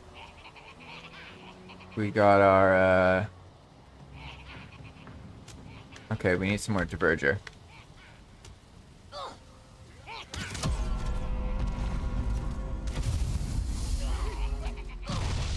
Okay, we have a Glutton.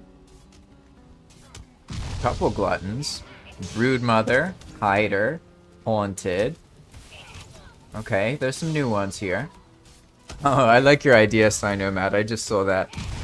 Yeah, you have to kick them. Yeah, the idea with each mechanic is that it requires a change in player behavior.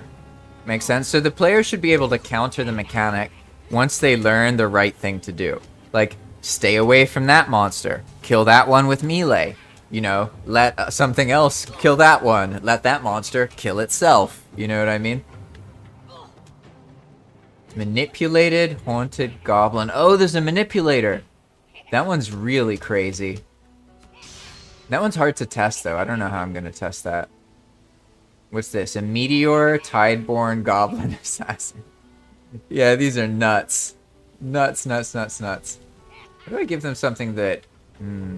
what would they do better fighting against? I think something that isn't ranged. So let's go with some charred melee. Charred melee. And then we can just do like, I don't know, like 7 of them over here, 7 of them over here. Alright. Probably too many, but we'll see.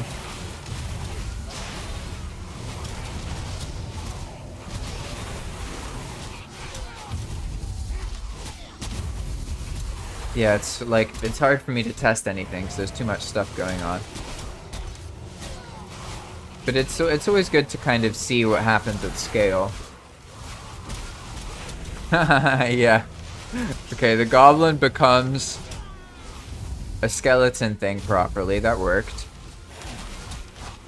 Although now it's allied with the things that killed it, which is kind of funny. And then we have a goblin pilgrim Viking hunter. Okay, that would chase. Oh, and they're all chasing the immortal goblin. Alright, yeah. And then we have a betrayer. Okay, so the betrayer is now on the team of the Dverger, essentially. Which is hilarious. And they're a sapper. And the broodmother, okay. When this one dies, it should make... Wait, is it when they die? I think so, yeah. I think when the broodmother dies, it makes 3 weaker versions of itself. So let's see what happens here. These immortal goblins are actually pretty useful for testing because they don't die.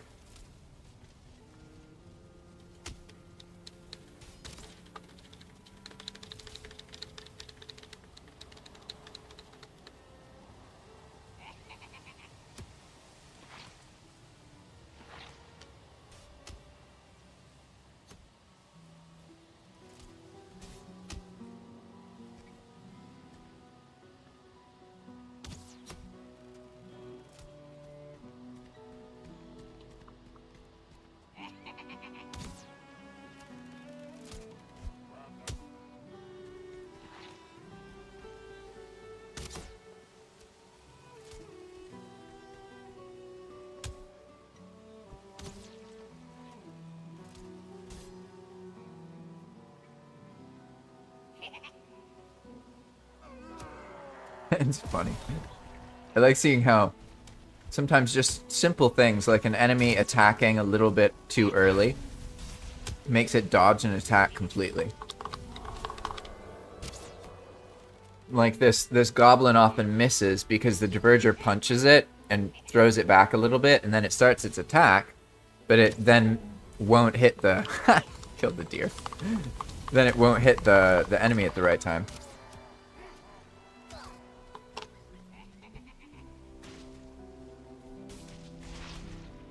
Here we go, moment of truth. Oh god, are you gonna start chasing? Oh, okay. That works. I guess I can just naturally see how this progresses. Okay, yeah, then you get Broodborn. Okay, that worked.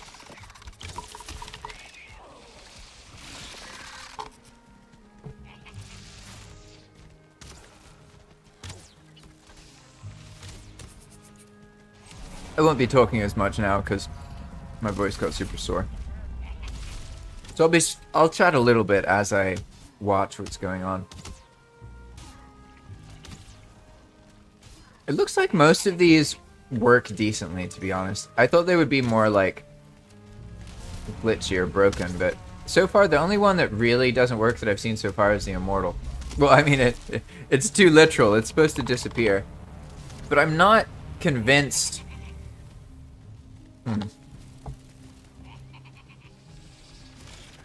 I'm not convinced the Immortal is bad.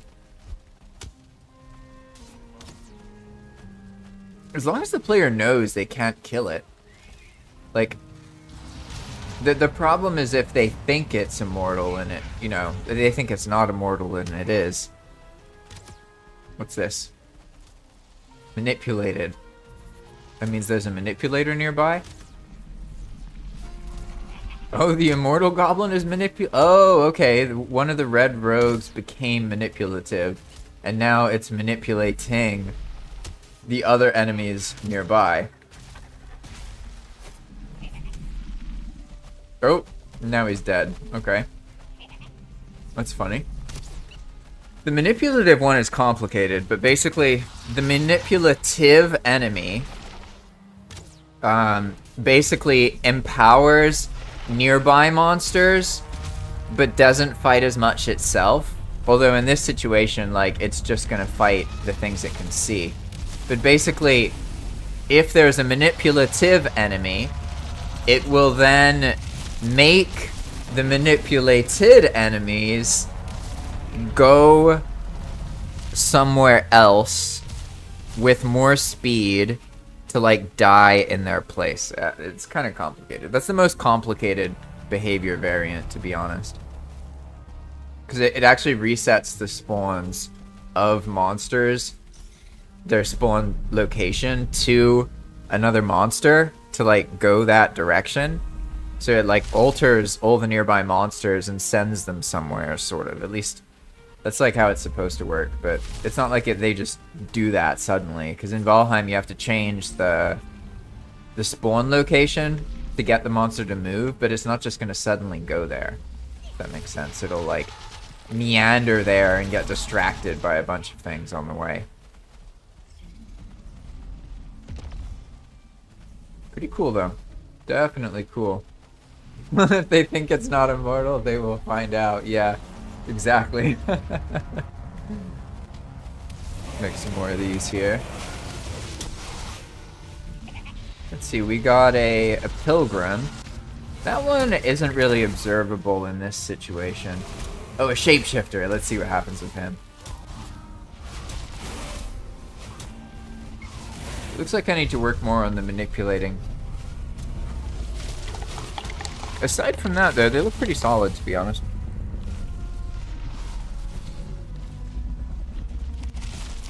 Wait, really? That's so funny. I've never seen a tick land on an enemy before. I didn't even know they could do that. Yeah, you hate ticks, right? Everyone hates ticks, even the charred. This guy's got a lot of health. Looks like he's screwed, though. Aren't you gonna shapeshift? You had your chance, buddy. Nope, now he's dead. Well, what about these Zhao? Riftborn Zhao. That's so funny. Let's see what happens. Oh my god. No, I'm just gonna kill it this way. You have so much health. Boom! Okay. I love the Riftborn. They're my favorite excuse for an explosion. Probably should make sure this doesn't happen in a base.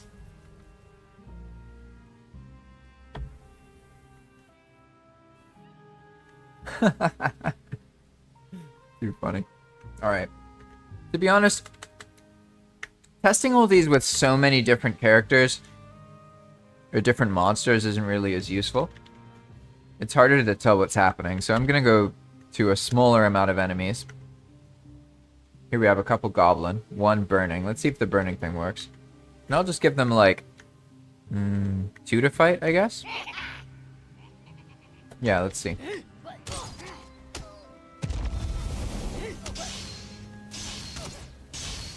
Well, the burning goblin does catch fire to things, and himself is often on fire.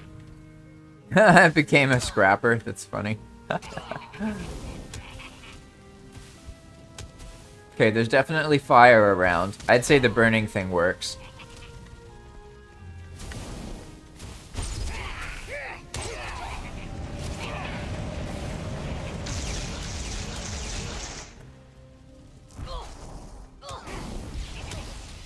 Another Riftborn.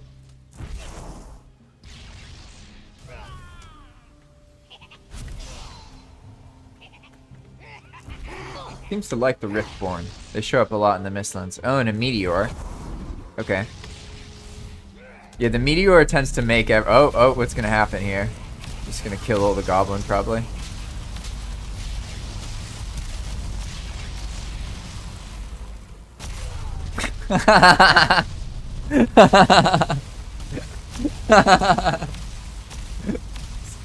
This is too funny. Wait, what about wasn't there an immortal goblin in there? I swear, I saw... What happened to him? Like, it just yeets everything out of existence. It's so funny. Oh, wow. Too good, too good. I'm like way too amused by this, to be honest. A bargainer. What is the... Oh, I remember what the bargainer does. Let's see, okay.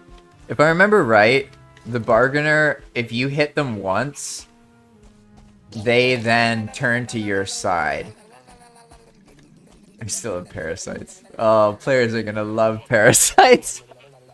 Oh my god, there's so many things that, like, I'm gonna hear it for. So many things. Alright, we punch him once. Nothing? Oh, yeah, now he's our friend. Okay, cool. Yeah, the idea with that is that they're like, hey, no, we don't actually want to fight. Let's help you out. You know, they're bargaining with you. They don't want you to kill them. So they decide to, like, start trying to kill each other instead of you. That's the idea. Okay, okay. Big guy, big guy. Viking Hunter. That one just has hunt mode. So, like, for example, watch. I think I already understand how this one works, so... Ah, he did live! I was gonna say, I'm pretty sure this one can't die. But, like, he's over here for some reason. Because he was manipulated to come over here. Like... Pretty funny. Oh, man, these are great. Too funny. Let's, see. They can't see me anymore, so I need to go somewhere nothing can see me.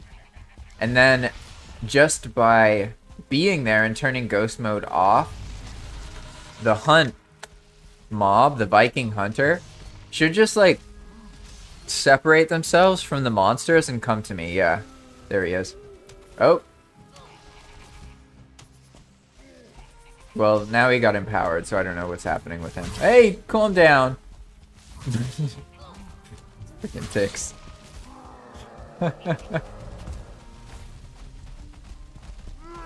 Goblin Berserker Betrayer?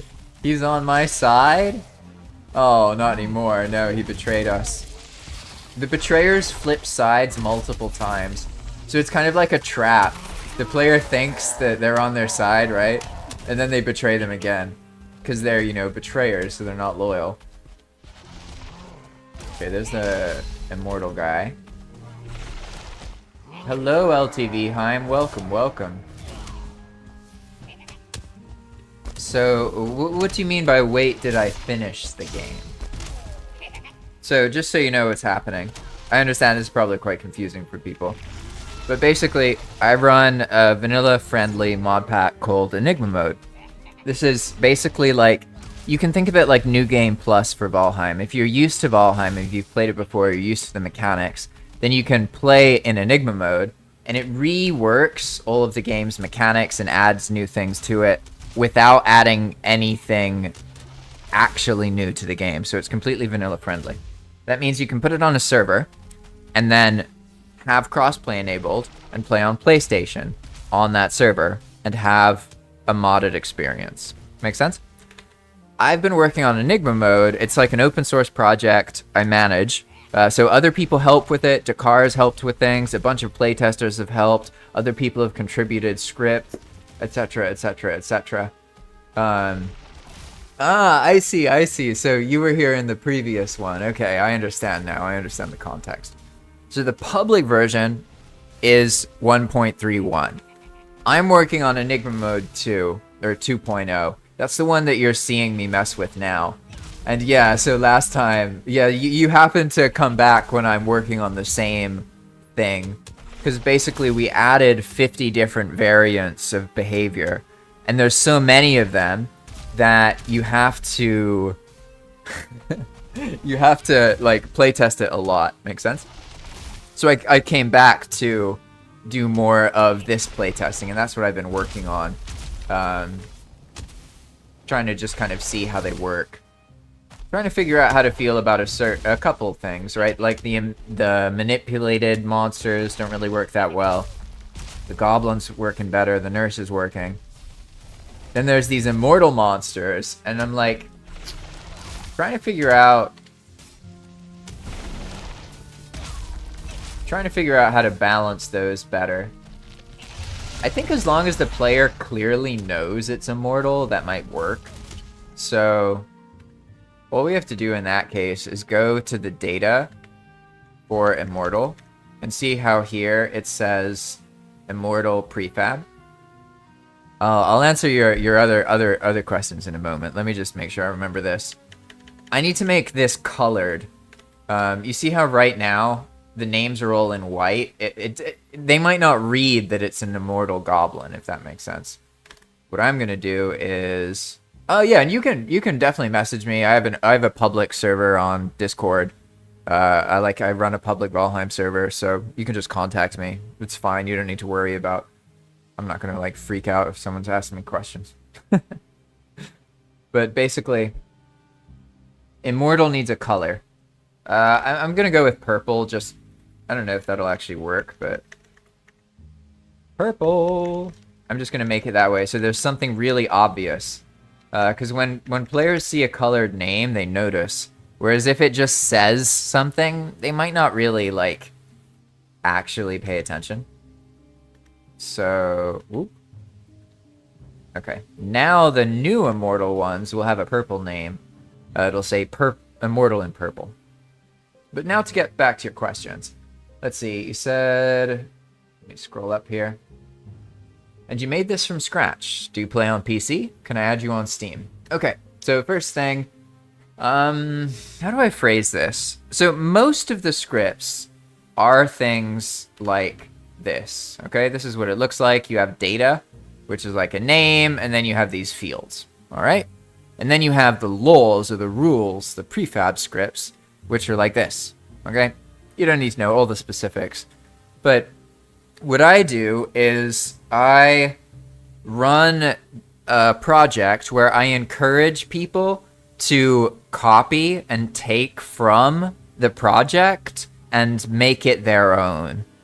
Make sense?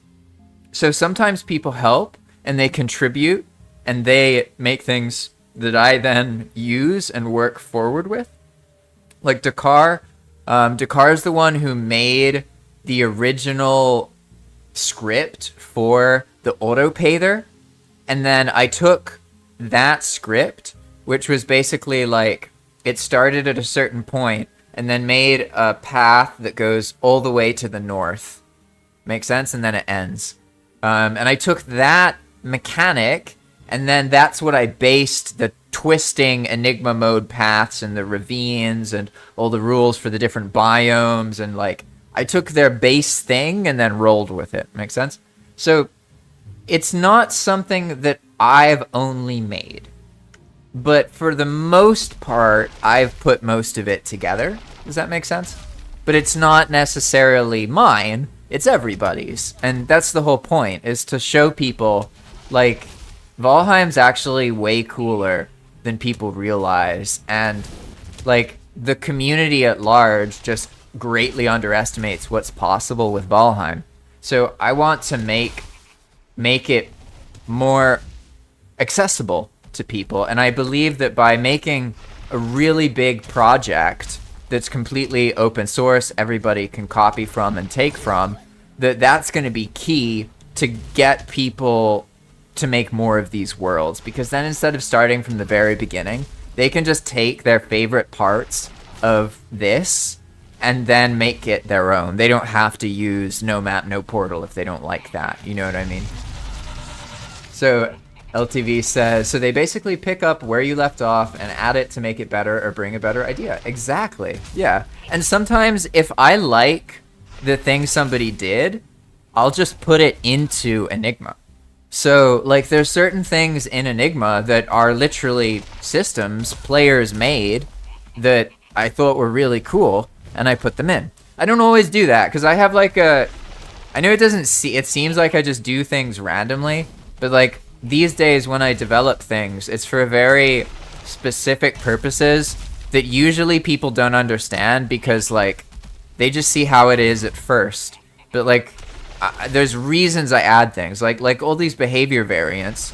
These exist to make the game feel worth exploring, right? Because Valheim has a really beautiful world, but once you realize every seeker is the same, it's either 1, 2, or 3 star, and every, you know, seeker brute is the same, and once you realize all the rules and all the laws, you stop feeling like it's a big world. Makes sense? So what I'm convinced is that if I add a lot of variety to the game and I make it so that there's lots of new situations people can encounter, that then they're going to have more fun exploring, because they won't feel that they've seen everything. You know, they'll feel like they can go out and explore for the 30th time and have a new adventure, you know, find a different situation. That's the idea. And one of the lessons I learned early on is that you can make systems that overlap with each other so that, like, you as the developer don't even know what's possible anymore because, like, you made 10 systems and they can all interact with each other. So, like, there's thousands of different possibilities. You can't know every single one of them. You know what I mean? And I realized a while ago that the behaviors of monsters in Valheim is incredibly predictable, and it causes, like, it's one of the reasons that, like, the early game Valheim experience is so powerful. It's really, really good. Like, Valheim's early game is why people love it.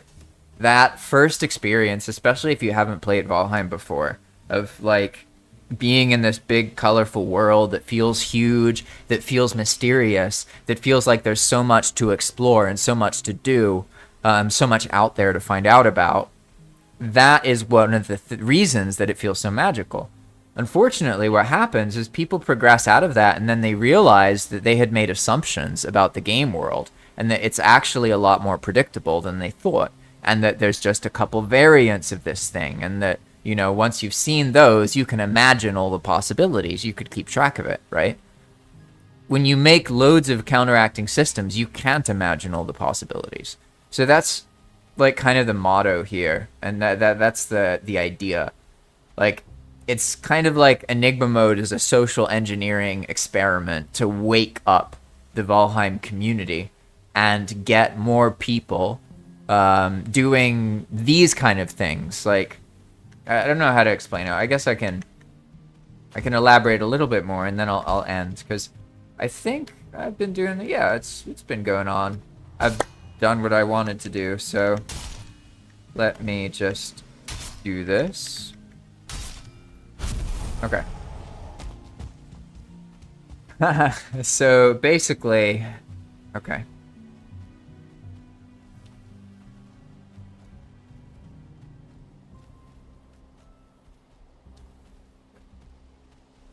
What I believe happened is that Iron Gate underestimates the game they're holding, and they need to be woken up.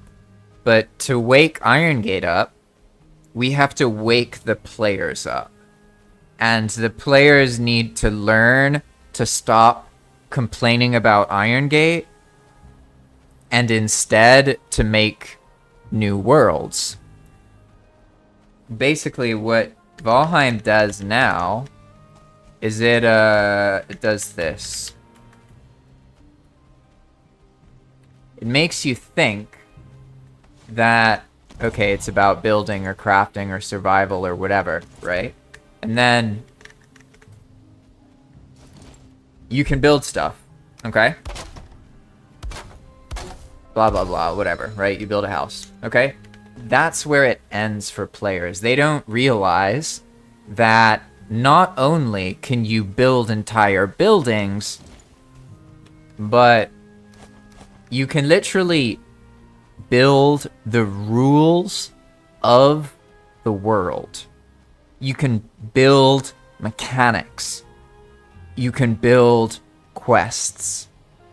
You can build entire complicated systems. And it can all be done in a way that's completely vanilla compatible. This is the unlocked reality. This is the thing that is possible, but most people, they don't understand. Make sense? So here, let me get you your stuff. 1 second. You're in luck because I saw you said I should make YouTube videos, and that is what I do, actually. So you can check out the channel if you want.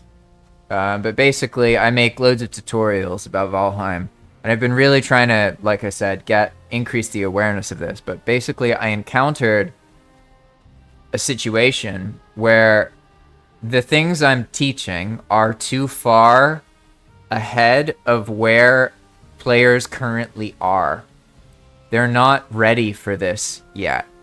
And I don't mean that in a comparison way. I'm not trying to say, like, I know a lot or something like that. I'm just saying that, like, technically Valheim is, like, you know, early release and it's not even out yet. And unfortunately, like, the relationship with mods is complicated. It's a little weird. I'm not saying that Iron Gate disapproves of mods. I'm just saying that there's history and there's tension with the modding communities in certain situations. There's frustrations, you know, it's like, it's complicated. So I hope that when 1.0 launches, you know, a bunch of people will play Valheim. I don't know, maybe that's true. I mean, that would be really awesome. To be honest, if that happens, that'll be great for my life. But I just don't see it happening. I feel like the game is already what it is, and it's up to us to, like, show people how to make these changes and to start building their own worlds. Not, like, the thing I'm trying to explain is that people, their imaginations are still stuck in these physical buildings. You know, like, a player can imagine how this is a shitty little hut, right?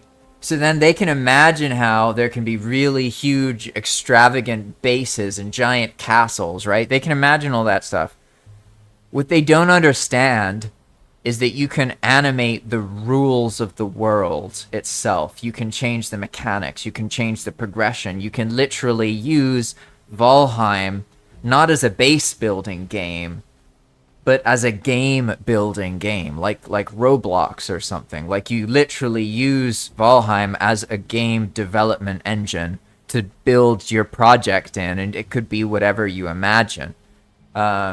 So definitely something that is crazy, you know. I absolutely love it, but like I said, it's too far beyond where most people are at the moment, because most people view Valheim as a certain thing, and the thing I'm explaining, the reality, doesn't fit, you know, within the constraints, basically.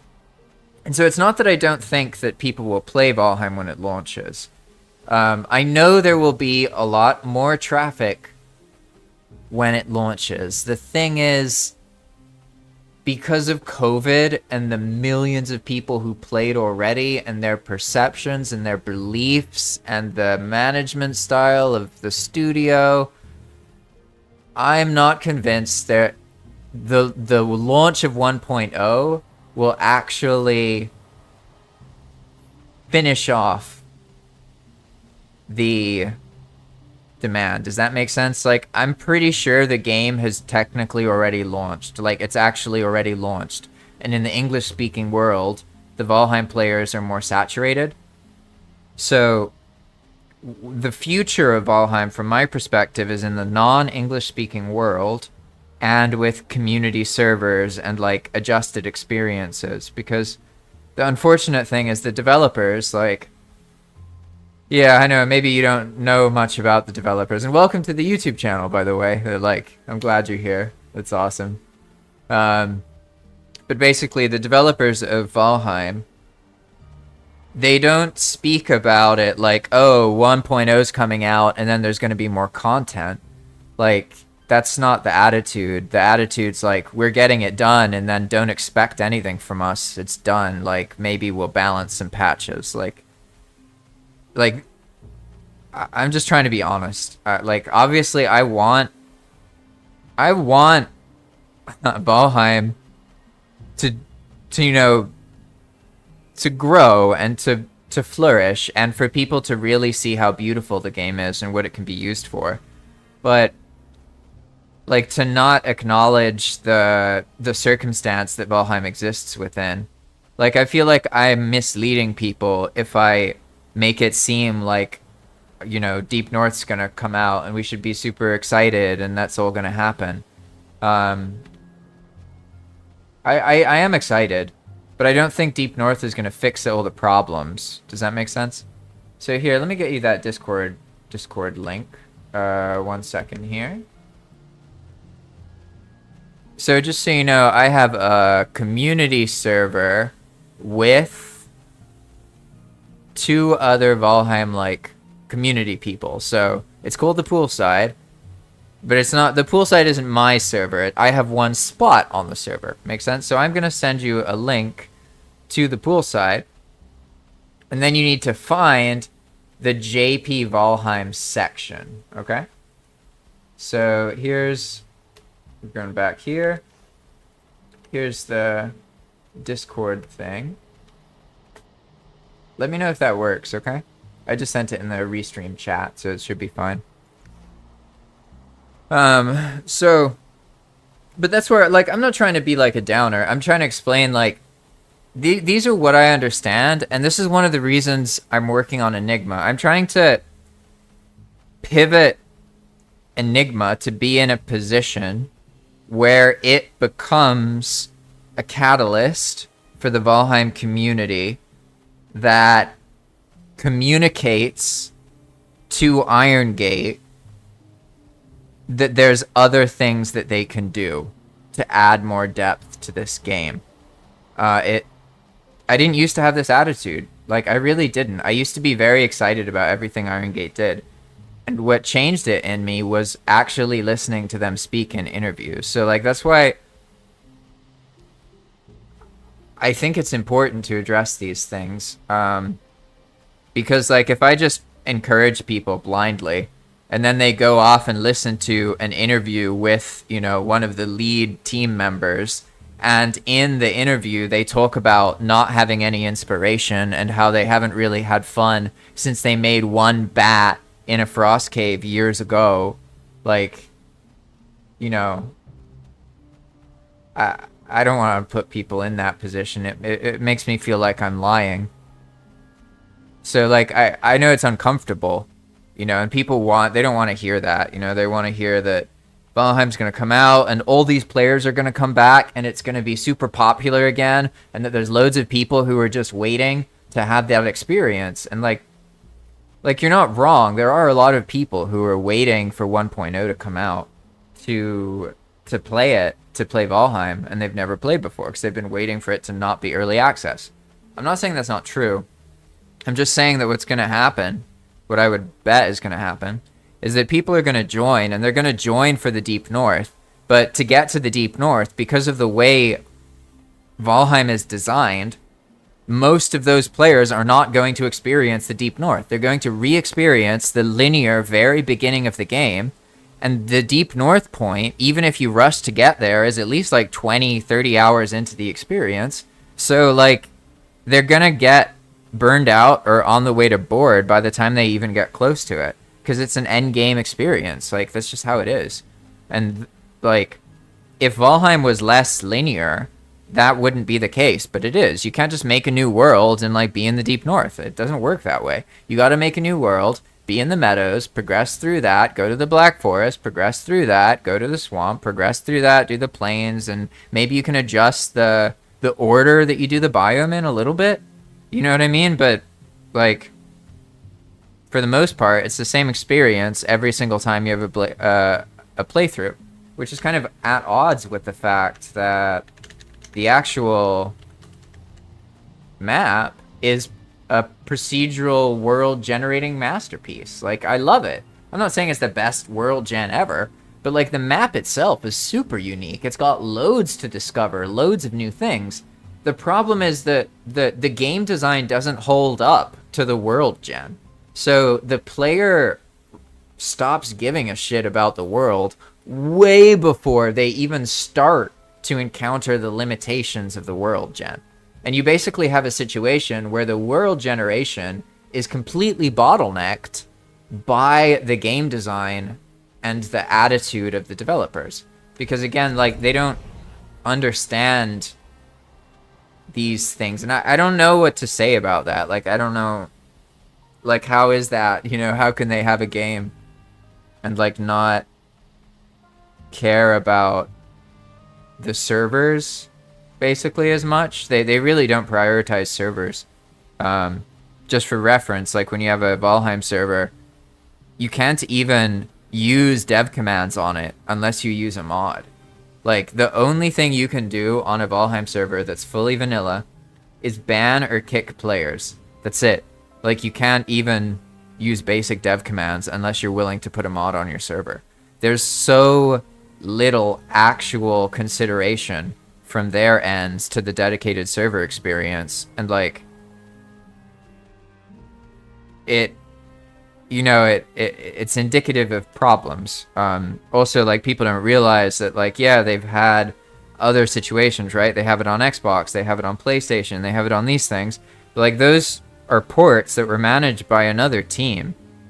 So, like, ultimately, something at the core of Valheim, something at the core of the studio, is holding it down and stopping it from progressing. And there are other parts of Iron Gate that are doing absolutely everything they can to make the best out of it, right? So, like, for example, the board game, like, I mean, that wasn't made by Iron Gate, but I love that thing. I think it's super cool. Like, really, it's, like, worth getting, and compared to their merchandise, it's like, what the fuck is this? Like, so their merchandise is so goddamn expensive. It is stupid expensive. It's, like, ridiculous. And then they have a board game that's cool. But my point is that, like, these are all kind of, like, separated teams from the core. And sometimes they're, like, fully outside parties. So what the players don't realize is, like, they think all these things are happening and it's, like, the core is working on them. But, like, I don't know who it is. I don't know exactly what is holding it back. But there is something within Iron Gate that prevents them from making changes and improving the game. I don't know if it's a publisher. I don't know if it's an attitude. I don't know if it's a cultural thing. Maybe it's how the company's set up. You know, like, I don't know. I don't know. I don't know about any of that. All I know is that, like, it's weird to not emphasize servers and multiplayer in a game where it's about cooperativeness, and it's weird to not emphasize networking in a cooperative multiplayer game where you emphasize crossplay and playing on different consoles together. Like, I don't get it. Like, maybe I'm just thick, but, like, it doesn't make sense to me how you can emphasize all those things but not emphasize, like, the basic functionality that's necessary for people to have dedicated Valheim servers. Like, you can set up a Steam server. That's all. That's what they've done. That's it. That was done years ago. And what's crazy is, like, that was done so long ago that it even functioned in Tolroko. Like, we're talking about before Valheim Alpha. So, I don't even know. Like, I don't know how to explain that. I don't know how to explain that, like, the original creator behind Valheim was passionate and publishing things online and showing their journey, and then just, like, vanishes a year or so before Valheim becomes really popular. Like, what happened? Why did he then never be that public about development again? Like, is that a personal thing, or is it a publishing thing? Is that a liability thing? You know, were they just tired of the game because they were working on it for 10 years? Totally understandable. Think nothing's happening. A publisher comes along, picks it up, and then boom, it explodes. Like, I don't know. Is that what happened? Maybe. But, like, and these are all things that, for me, they're really important because, like, I want to make games, but I see that, like, making games is very complicated because the game itself is a really small part, and more of it is about the community of people and how you treat them. And, like, Iron Gate, I firmly believe they're good people. Like, they actually care. They're not, like, greedy as far as I can tell or anything like that. And compared to most other gaming studios, they're really unique and interesting. But at the same time, like, they have this failure to be frequent enough and a failure to have an engagement with the community that's regular. And it causes so many problems that people don't realize. And, like, I see these things and I believe in them, but most players don't understand that, like, when the gaming company isn't available and publicly, like, doing live streams where there's someone showing the work they're doing, like the kind of thing I'm doing here, like, it's not complicated. You know, like, Iron Gate could do this for, like, 2 hours a week. They have a development live stream where they just chat about what they were, you know, like, they don't do that kind of thing. We get these little dev logs and people are like starving for updates by the time one comes out, and they're like, it's just sad, you know? Like, it's like, I don't know where's the dysfunction come from, you know? Is it like when you get everything you've ever dreamed of because your game gets huge, you find out that life isn't that simple, you know? Like, I don't know. No idea. I would love to interview them. I've tried reaching out, but I have no way really to get in touch. I don't know anyone directly. And also, like, why would they want to interview somebody who talks about intense emotional things and might ask questions like this? You know what I mean? Like, I mean, I wouldn't even want to. If like, that's the thing. Like, one of the reasons I feel this way is because I've never spoken to any of them. You know, I know that if I had spoken to them individually or, like, interviewed them, I would be way less likely to criticize them because that's how I am. That's how other people are as well. That's how players are. Like, if you show up, people defend you more, you know? But if you just don't show up, and you don't show up over and over and over and over again for years, like, there's consequences for that. You know, your community is going to shit on you. They're going to be resentful of you. They're going to be frustrated, you know? And like that, yeah, that's a whole rant, right? As you can tell, I have strong feelings. I love Iron Gate, but also I'm sad for the players of Valheim, really. I don't feel sad for Iron Gate because, to be honest, I mean, as far as I know, they're all well-paid employees who get to do what they love. And, like, okay, yeah, maybe they have to deal with shit online, but who doesn't? Like, anytime you, like, make content or you're a YouTuber or you have money, you have to deal with bullshit. So, like, I'm pretty sure Iron Gate's fine. Makes sense. Whereas the players, I have more sympathy for the players now because, like, I think about it from their perspective. And, like, players are kind of like the children of the game designers. I don't believe that players and game designers should be held to the same standard. I basically always blame the game designer because they're the one who makes the mechanics. They're the one who deals with the relationship with the player. The players are a reflection of the game design, and not the other way around. But a lot of game designers blame players. They blame people on Reddit. They blame all this nonsense. They blame wokeism. You know, it's all a bunch of bullshit. It's just like, players are a well-timed. Well-timed. But players are effectively, they are a product of game design. So when you develop a game, it will attract people, and your game will influence them to behave in a certain way. Okay? So the players are always a product of game design. It's never the other way. Like, sometimes you can, you know, try and change it and make it the other way. But if a player is behaving a certain way, it's because your game accommodated that and allowed them to do so, or maybe even encouraged them to do so. If you do your game design properly, the situation of, you know, improper behavior is impossible in the game because you've produced a situation where it doesn't occur. Like, it's pretty simple. It's not a personal thing. But I don't know. Maybe it's like people have a hard time dealing with popularity or publicity.